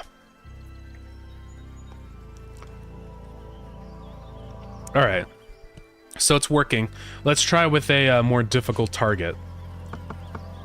So instead of transporting to... Wait, did it just delete?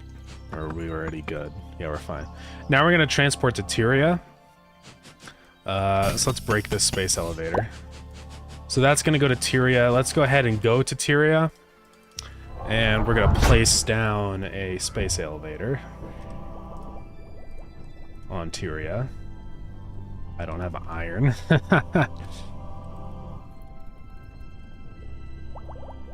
Okay. So we have... What? Uh-oh. There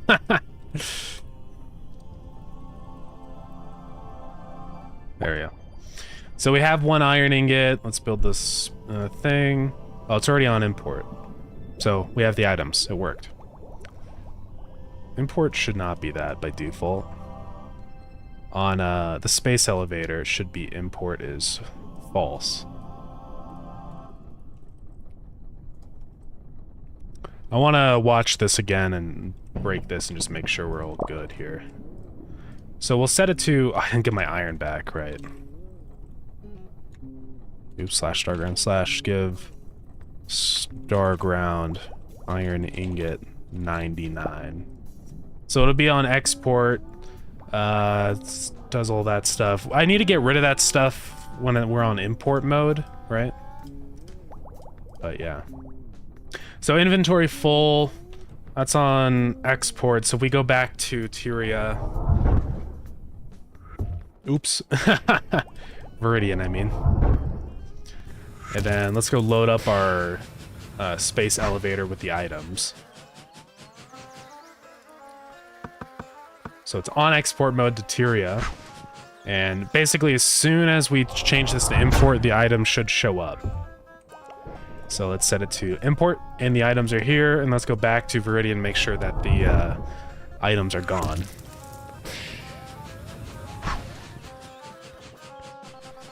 Yeah. All right, sick. So it freaking works, guys. It freaking works. We have a working space elevator.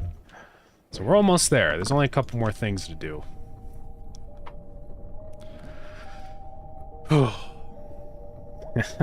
Irony, quite the irony, if you ask me. No way. It's pretty irony. Not gonna lie. So the last thing to do is just like kind of the animation of it sending, which is pretty easy to do. Let's also check the timer really quick too. So we'll go import mode, and then back on Viridian we'll set the timer to like 5 seconds or something. It should work fine, but I just want to make sure that we're all good here. So export to Tyria, and we're gonna do every 4 seconds. So we can like put one item in, and then in 4 seconds, 3, 4. Okay. Oh, I didn't set it back. My bad. On here, when we do send items, I have to say current export time is equal to export interval. So it should go every 4 seconds. 4. Oh, now it's bugged.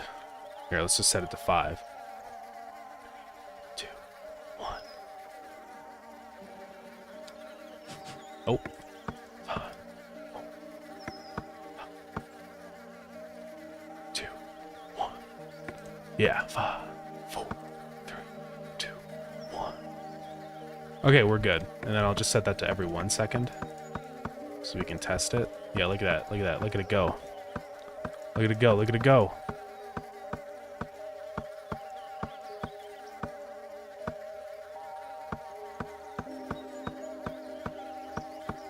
Some more accounting. 5. I won't do that yet. So yeah, that works really well. You can just set it to be a timer if you want, because if like you're not sending enough resources to really fill it up completely, then it'll just yeah, set it to 0. Yeah, it'll just be instant then.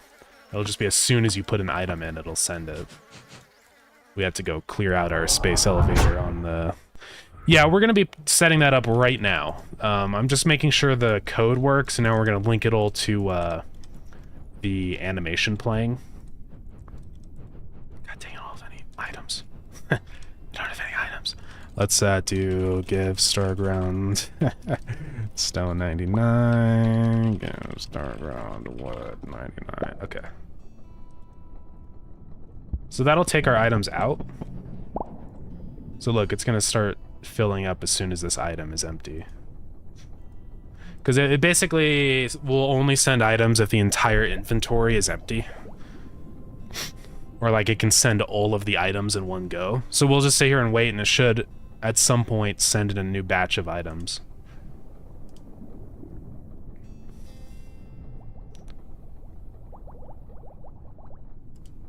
I hope. Oh god.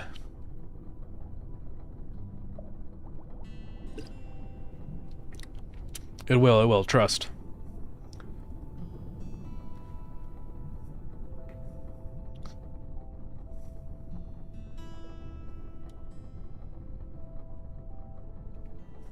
Come on, please work.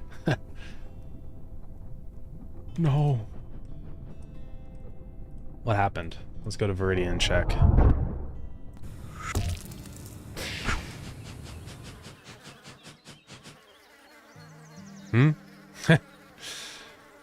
Did I just not put any items in there? I might have.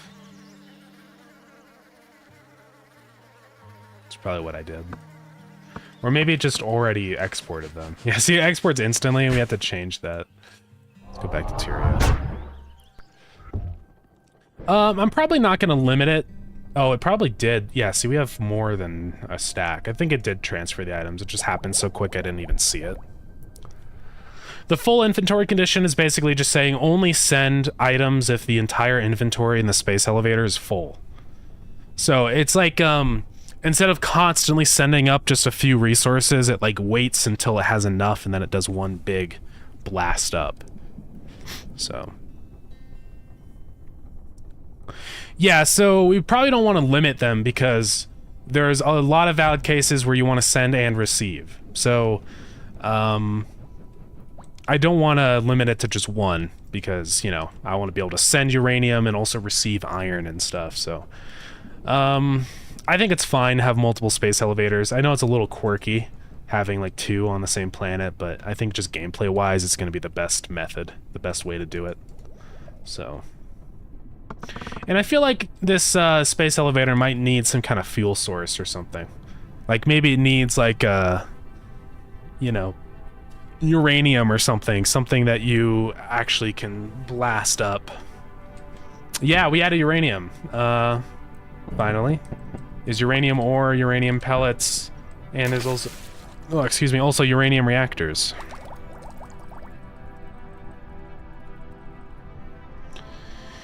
I hate when I do that.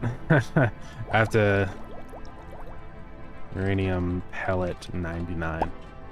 So if you load this with uranium fuel, it'll start going. Nah, it was never a joke from me. I knew I was always gonna add it at some point. So... Gonna need at least identifiers? Maybe. We definitely could do that. I mean, that's one possibility. Honestly, it doesn't really matter though. We could just have it set up where it's just random which one it inserts into. Or just whichever one it can insert into. I mean, we could specifically set it up so that it has like an ID, which would be fine.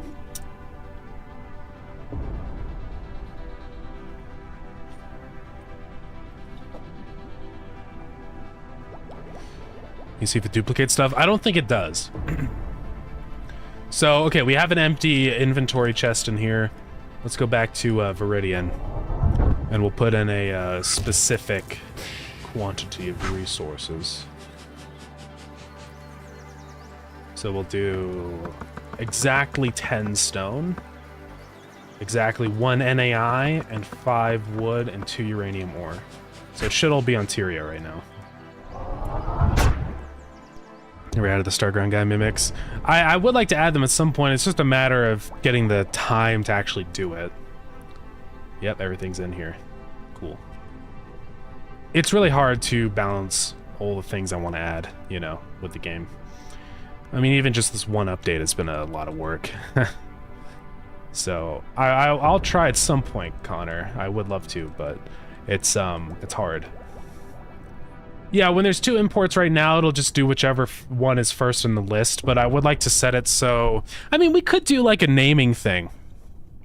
It could be interesting because what we could do is display how many we have of something. So, first off, let me fix this ID in the space elevator. We can make it so that you can name them the same thing and then it'll just randomly go to whichever one is free. You know what I mean? I would not be opposed to that method. So that's definitely an option. Let's see, I need to rename this right here. Starground building space elevator. So how it would work is like we'll have a text box right here, and you can type in like a name. So you could type in like Joe,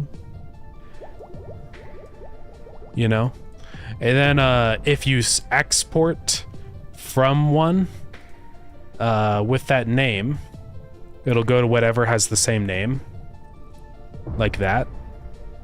So this is the exporting one, export and import. And let's say you have 2 that are import with the same name and they both have Joe. Then it'll just kind of pick one, and then if it can't go to that one, go to this one. That could work too. So you could have specific ones set up where it's like, I want this one to export iron ingots, And then you can have like, you can have it all special. It might not always be super practical to do that until late game when you have an excess of whatever fuel is required for these. I don't know what yet. I might make some kind of like nuclear fuel cell or something that you need, or like a elevator explosive so that it can go and do its thing. I'm not sure yet. Or maybe it just uses a bunch of power. We'll see. Like you're the only person who uses my actual name rather than my username. Yeah. Everyone knows my first name because it's no biggie to tell them for me. Yeah.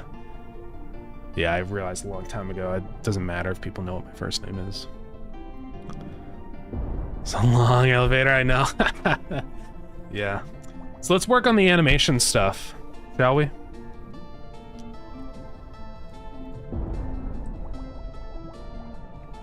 So, we have this carriage animation. Can you make it a power cell from hit game Going Deep? Yeah, we could. Well, we do have power cells in Starground. Or fuel cells. We have fuel cells.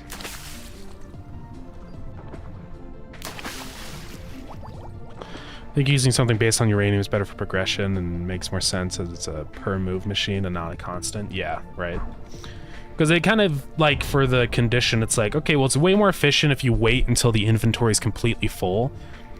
Or you could, like, override that with a time, you know, if you don't want to wait too long. So, yeah.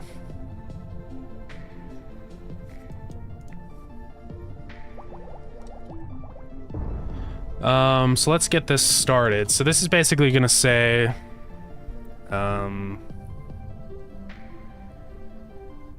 do we do this?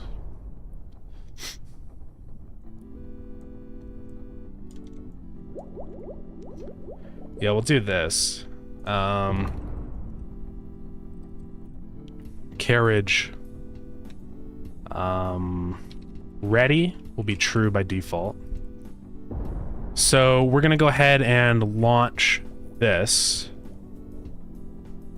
So we're gonna say animation player dot play. We're gonna say,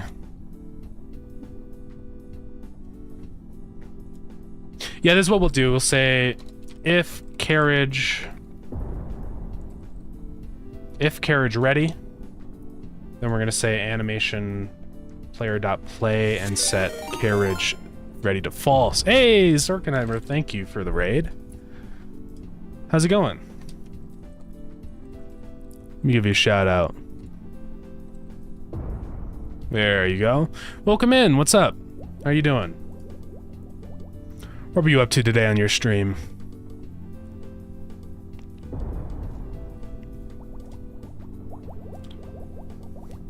Doing good. How have you been? I've been doing good. Yeah, I'm just working on Starground. We're currently just kind of working out the kinks with this new space elevator building, which has been pretty fun. We got the sprite and well, right now we're just working on animation stuff. We actually have the item transportation stuff working, so we're really, really close. Just a little bit more work on this to be done, but yeah. It's going good. Started working on a Tetris clone on the NES. Oh, that's awesome. You're actually like making it for the NES? That's crazy. That's really sick, yeah. I don't even know how you would go about that, because that's like... What language? I mean, do you have to... What language does the NES use? Is that like assembly or something? Right, I imagine that would be really hard. Yeah. Yeah, it is assembly, man. Well, that's pretty cool. Hard, but, you know, I wish you the best of luck with that, yeah. It's fun though, yeah. I can imagine it'd be kind of fun to try a language like that. I've always kind of wanted to go back and do something like that, like a really old language, assembly, or what's that one language called? COBOL? No, that's not the language, is it? Or it is. It's COBOL. Yeah. It would be kind of fun to try something like that. Yeah, COBOL. Like one of the really old ones. I don't know how you would do, like, binary programming. It'd be a nightmare. How the heck did they do punch cards? You know, how does that even work? I don't know. That would be so hard.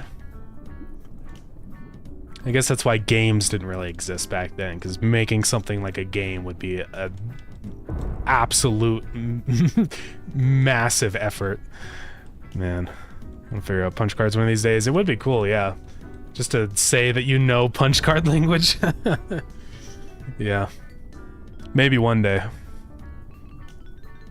Ah, the parentheses coded language, that one's crazy. Oh no.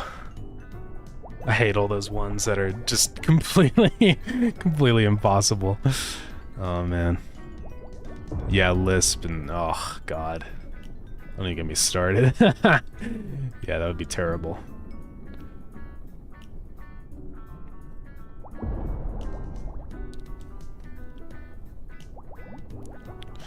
The story of the engineers designing the punch cards for the worst compilers so they can stop doing punch cards? Yeah.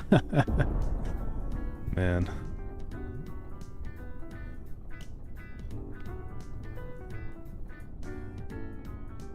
Oh my god, you did a interpreter and compiler for that? Actually? That's insane.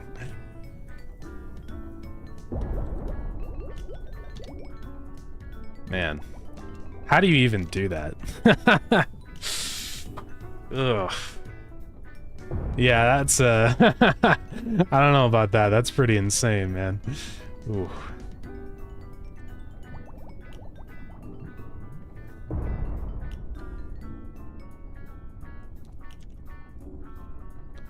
Jeez.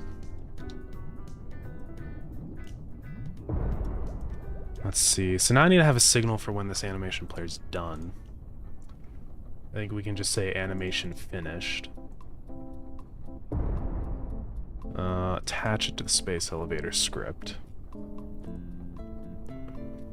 And then basically just gonna say if anim name is equal to, well, that's the thing. We can't really check that. We'll just say if carriage is not ready, then we'll say carriage is ready. Or wait, no. If carriage is not ready, we'll do that. This will work.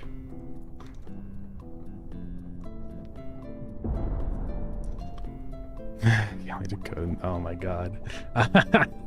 Languages like that, it would be just the worst time, I feel like. I don't know. You know.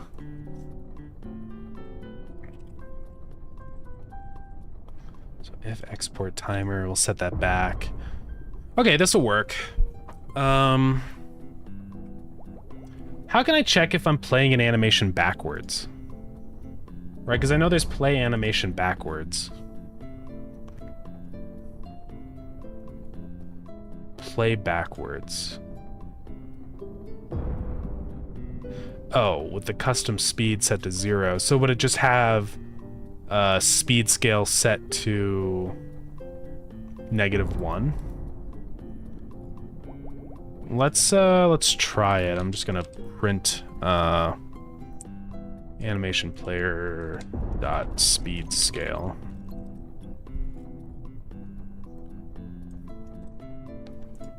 I guess I'll keep that there. I'm just gonna try some things here. So this will play the animation here. It'll set carriage ready to false in both cases.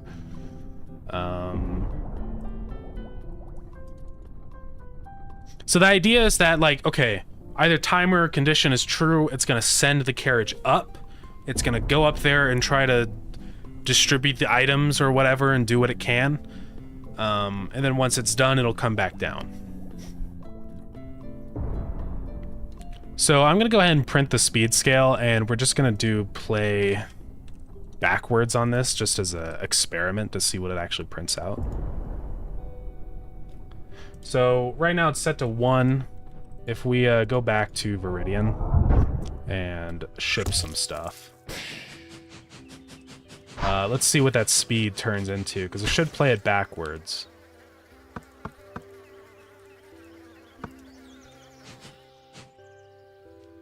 Okay, so it's not sending it?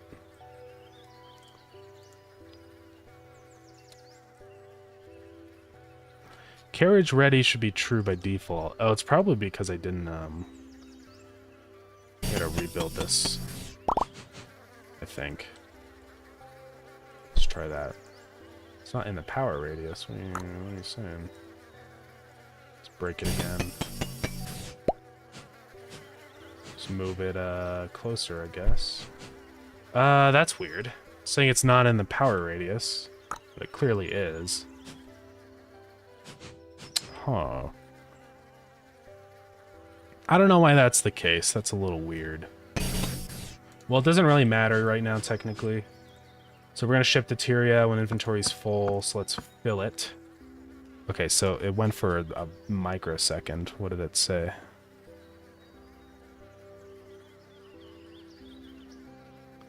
It didn't actually set it to -1.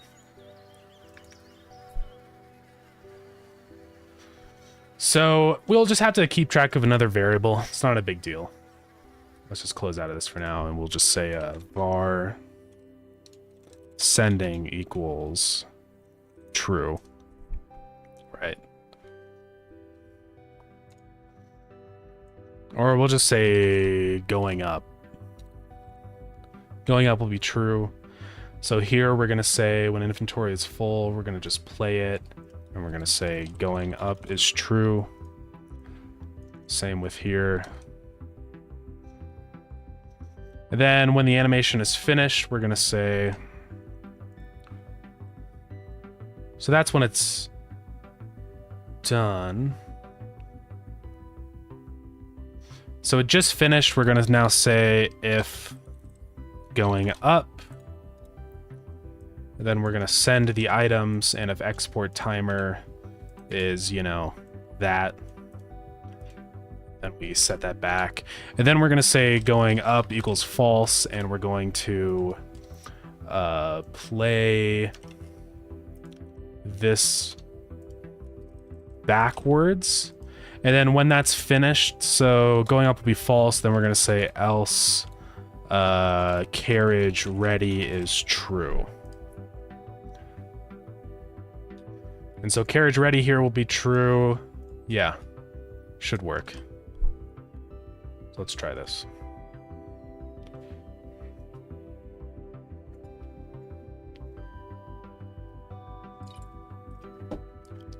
So it should happen. It should go up, send the resources, come back down, and be ready for another one. In an ideal world, that is what will happen here. Still a bunch of things we need to add. Like I want to add sounds, and obviously we need to work out the fuel situation, all that stuff. So yeah, still a bit more work to be done on this. It has to feel really nice to use, you know, because it's gonna be an important part. I don't know why it doesn't connect to power. That's a little weird. Maybe because it's not in the power group or something. Well, no, that should be automatic. I don't know why it's doing that. We'll have to figure that out. So that one's going to be on import mode. And that'll be on export Viridian. So let's go ahead and give myself some items to transfer. Oops. Give Starground stone 396. So boom, boom, boom, boom. It sends up, and then it comes right down immediately.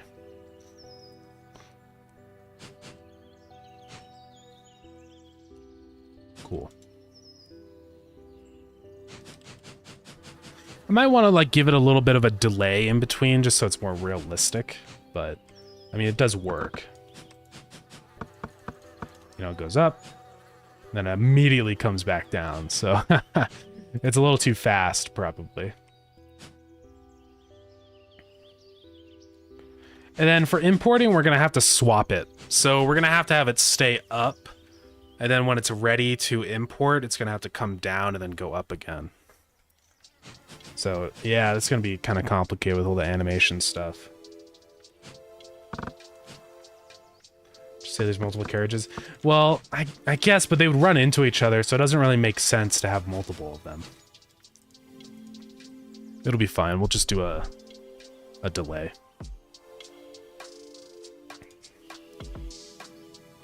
So I'm just going to set a delay on this. We're going to say I still need to know that. Yeah. It'll be fine. Don't worry about it. I'm just gonna set a timer here. So get tree dot create timer. The time will be maybe like 4 seconds. And then timer dot timeout dot connect come back.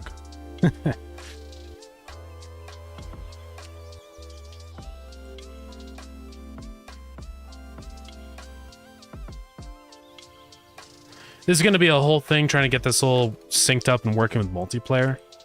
But I could probably just sync what active animation it is and the playback speed with a multiplayer synchronizer instead of having to do all this logic also.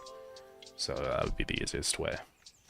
So let's try that. It should have a 4-second delay up there now. So it'll go up. Should wait like 4 seconds.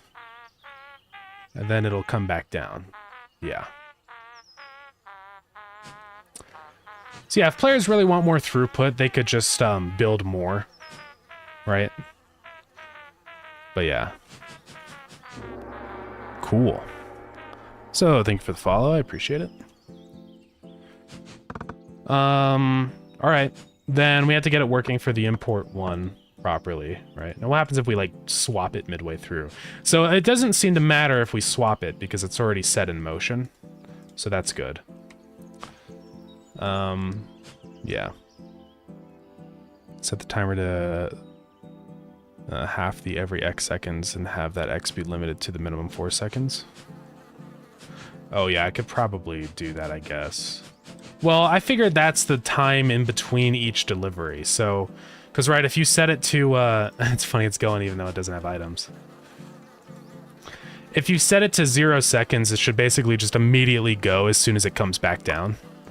See, so it'll send up, it comes down, and then it goes right after it's ready because it's at 0 seconds. So you could say every 2 seconds, and then it'll wait 2 seconds for starting now. 2 seconds pass, and then it goes up again. So you could set this to something even bigger, like 10. You know, so now it'll wait 10 seconds down here. And then it'll go back up. I think it'll be pretty intuitive once people actually put a number in and see how it works. So I think it'll be okay.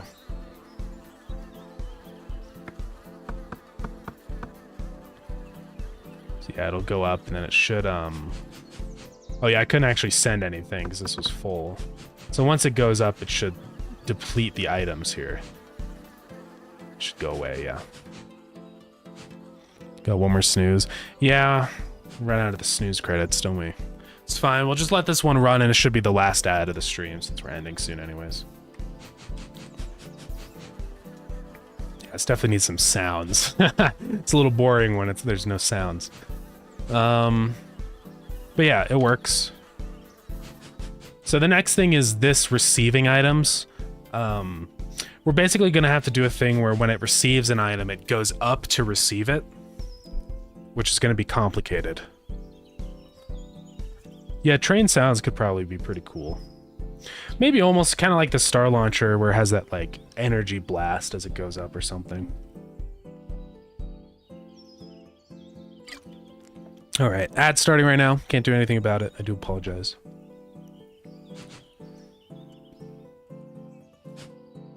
Translation break went pretty well. Oh yeah. Oh, were you translating this whole time?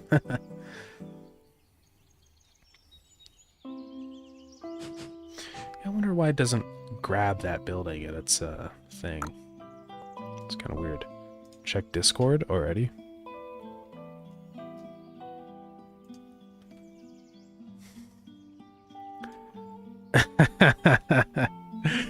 Let's go.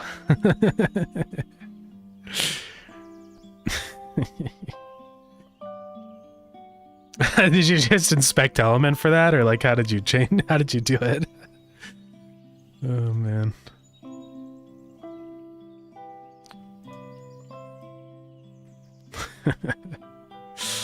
That's pretty funny. Now I'm gonna have to do it.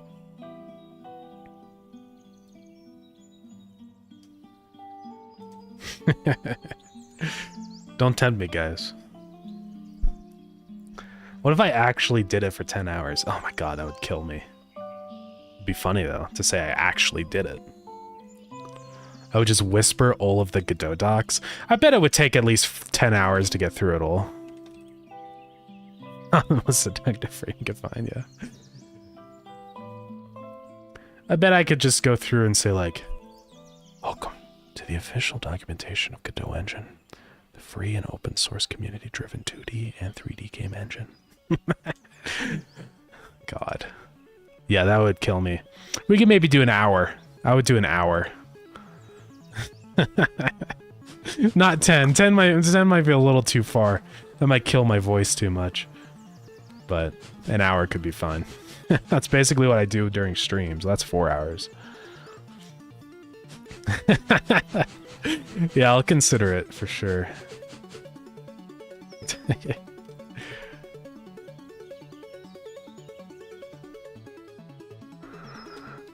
Just how the algorithm will think of it. I know, right?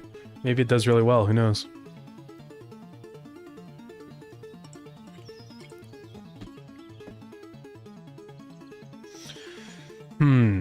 So this has to go up, and then I have to send some kind of signal to this to go up, and wait for it to go up. And wait for this one to be up before this one can send. I guess maybe as soon as this goes up and it's like ready to send items, it'll send a signal to this one to come up, and then as soon as that one's up, it'll send the items, and then they both come down.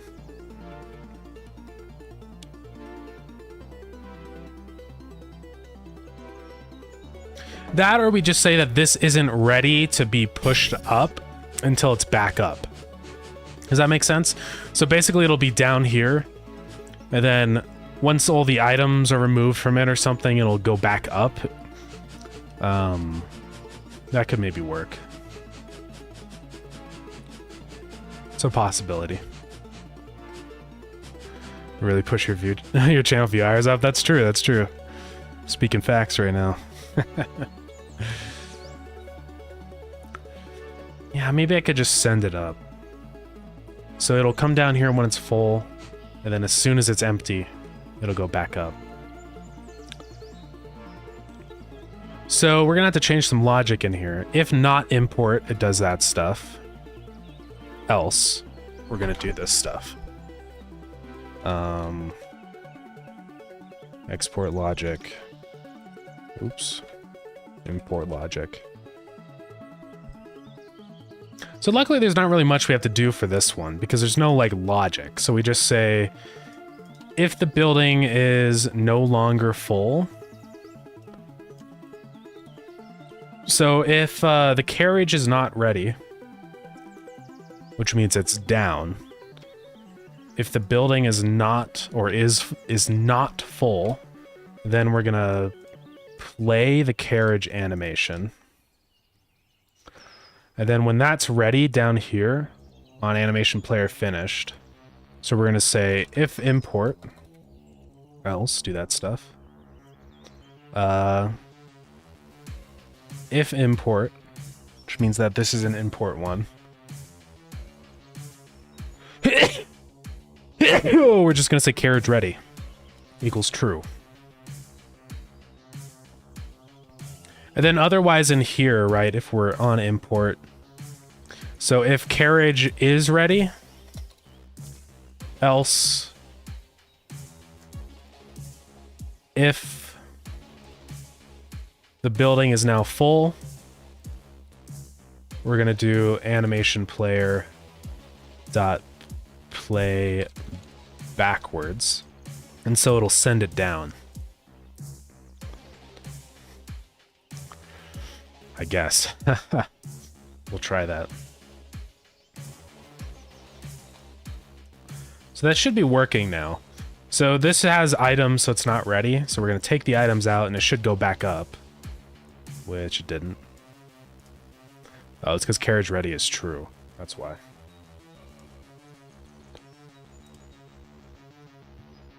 So carriage ready is true. If it's full, then it's going to play backwards. Okay.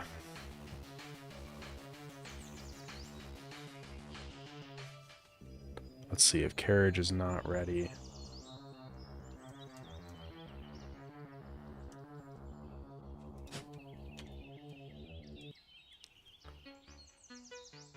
Trying to think of how this would work. So carriage is not ready. That's the case of... So this is true, so it's going to play the animation player backwards. It should be working. Stop printing that. I'm going to print...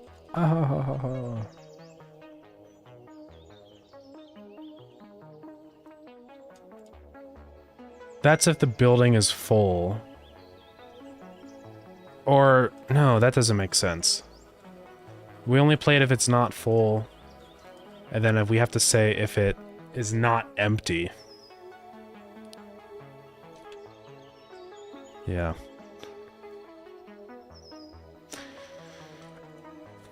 Okay, well, I'm gonna have to figure out this logic. We are at the end of the stream time, so I will get it working. I better, because tomorrow's the update. So welcome in. Yeah, it's definitely got factorial elements for sure. It is an automation game, so you could say it's definitely a lot like Factorio. Yeah, this Starground, we're just working on a space elevator logistics right now. It's kind of a little complicated to get the animations working exactly how I need it to, but it won't be too bad. I will do that after I go eat dinner. But yeah, that's gonna be it for today. Thank you everybody for coming, and thank you for all the raids from everybody. There's a lot of raids today, which is crazy. We got Zorkenheimer and Trans K and Setalix and Cyan Voxel. It's oh god, shut up me. Yeah, there's a whole bunch. So thank you very much for that. I do appreciate it.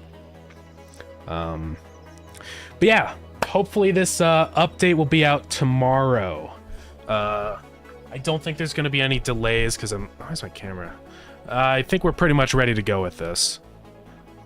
So yeah, be on the lookout. We'll probably do some more updates right after. You know, just to kind of add some of the stuff that I didn't quite get the chance to. But yeah. So let's go pick somebody to raid, shall we? Yeah. Oh, we got hydrate. Thank you. Yeah, thanks for coming. Feel free to buy Starground right now. It is on sale for the multiplayer fest starting tomorrow. So yeah, good time to get it if you're thinking about it. Feel free to join the Discord. And yeah, hope you guys enjoy the update tomorrow. It'll probably be sometime around like 4 or 5 p.m. my time. I want to have like a little bit of time to mess with some multiplayer stuff and clean up some of the things, but we should be ready to go.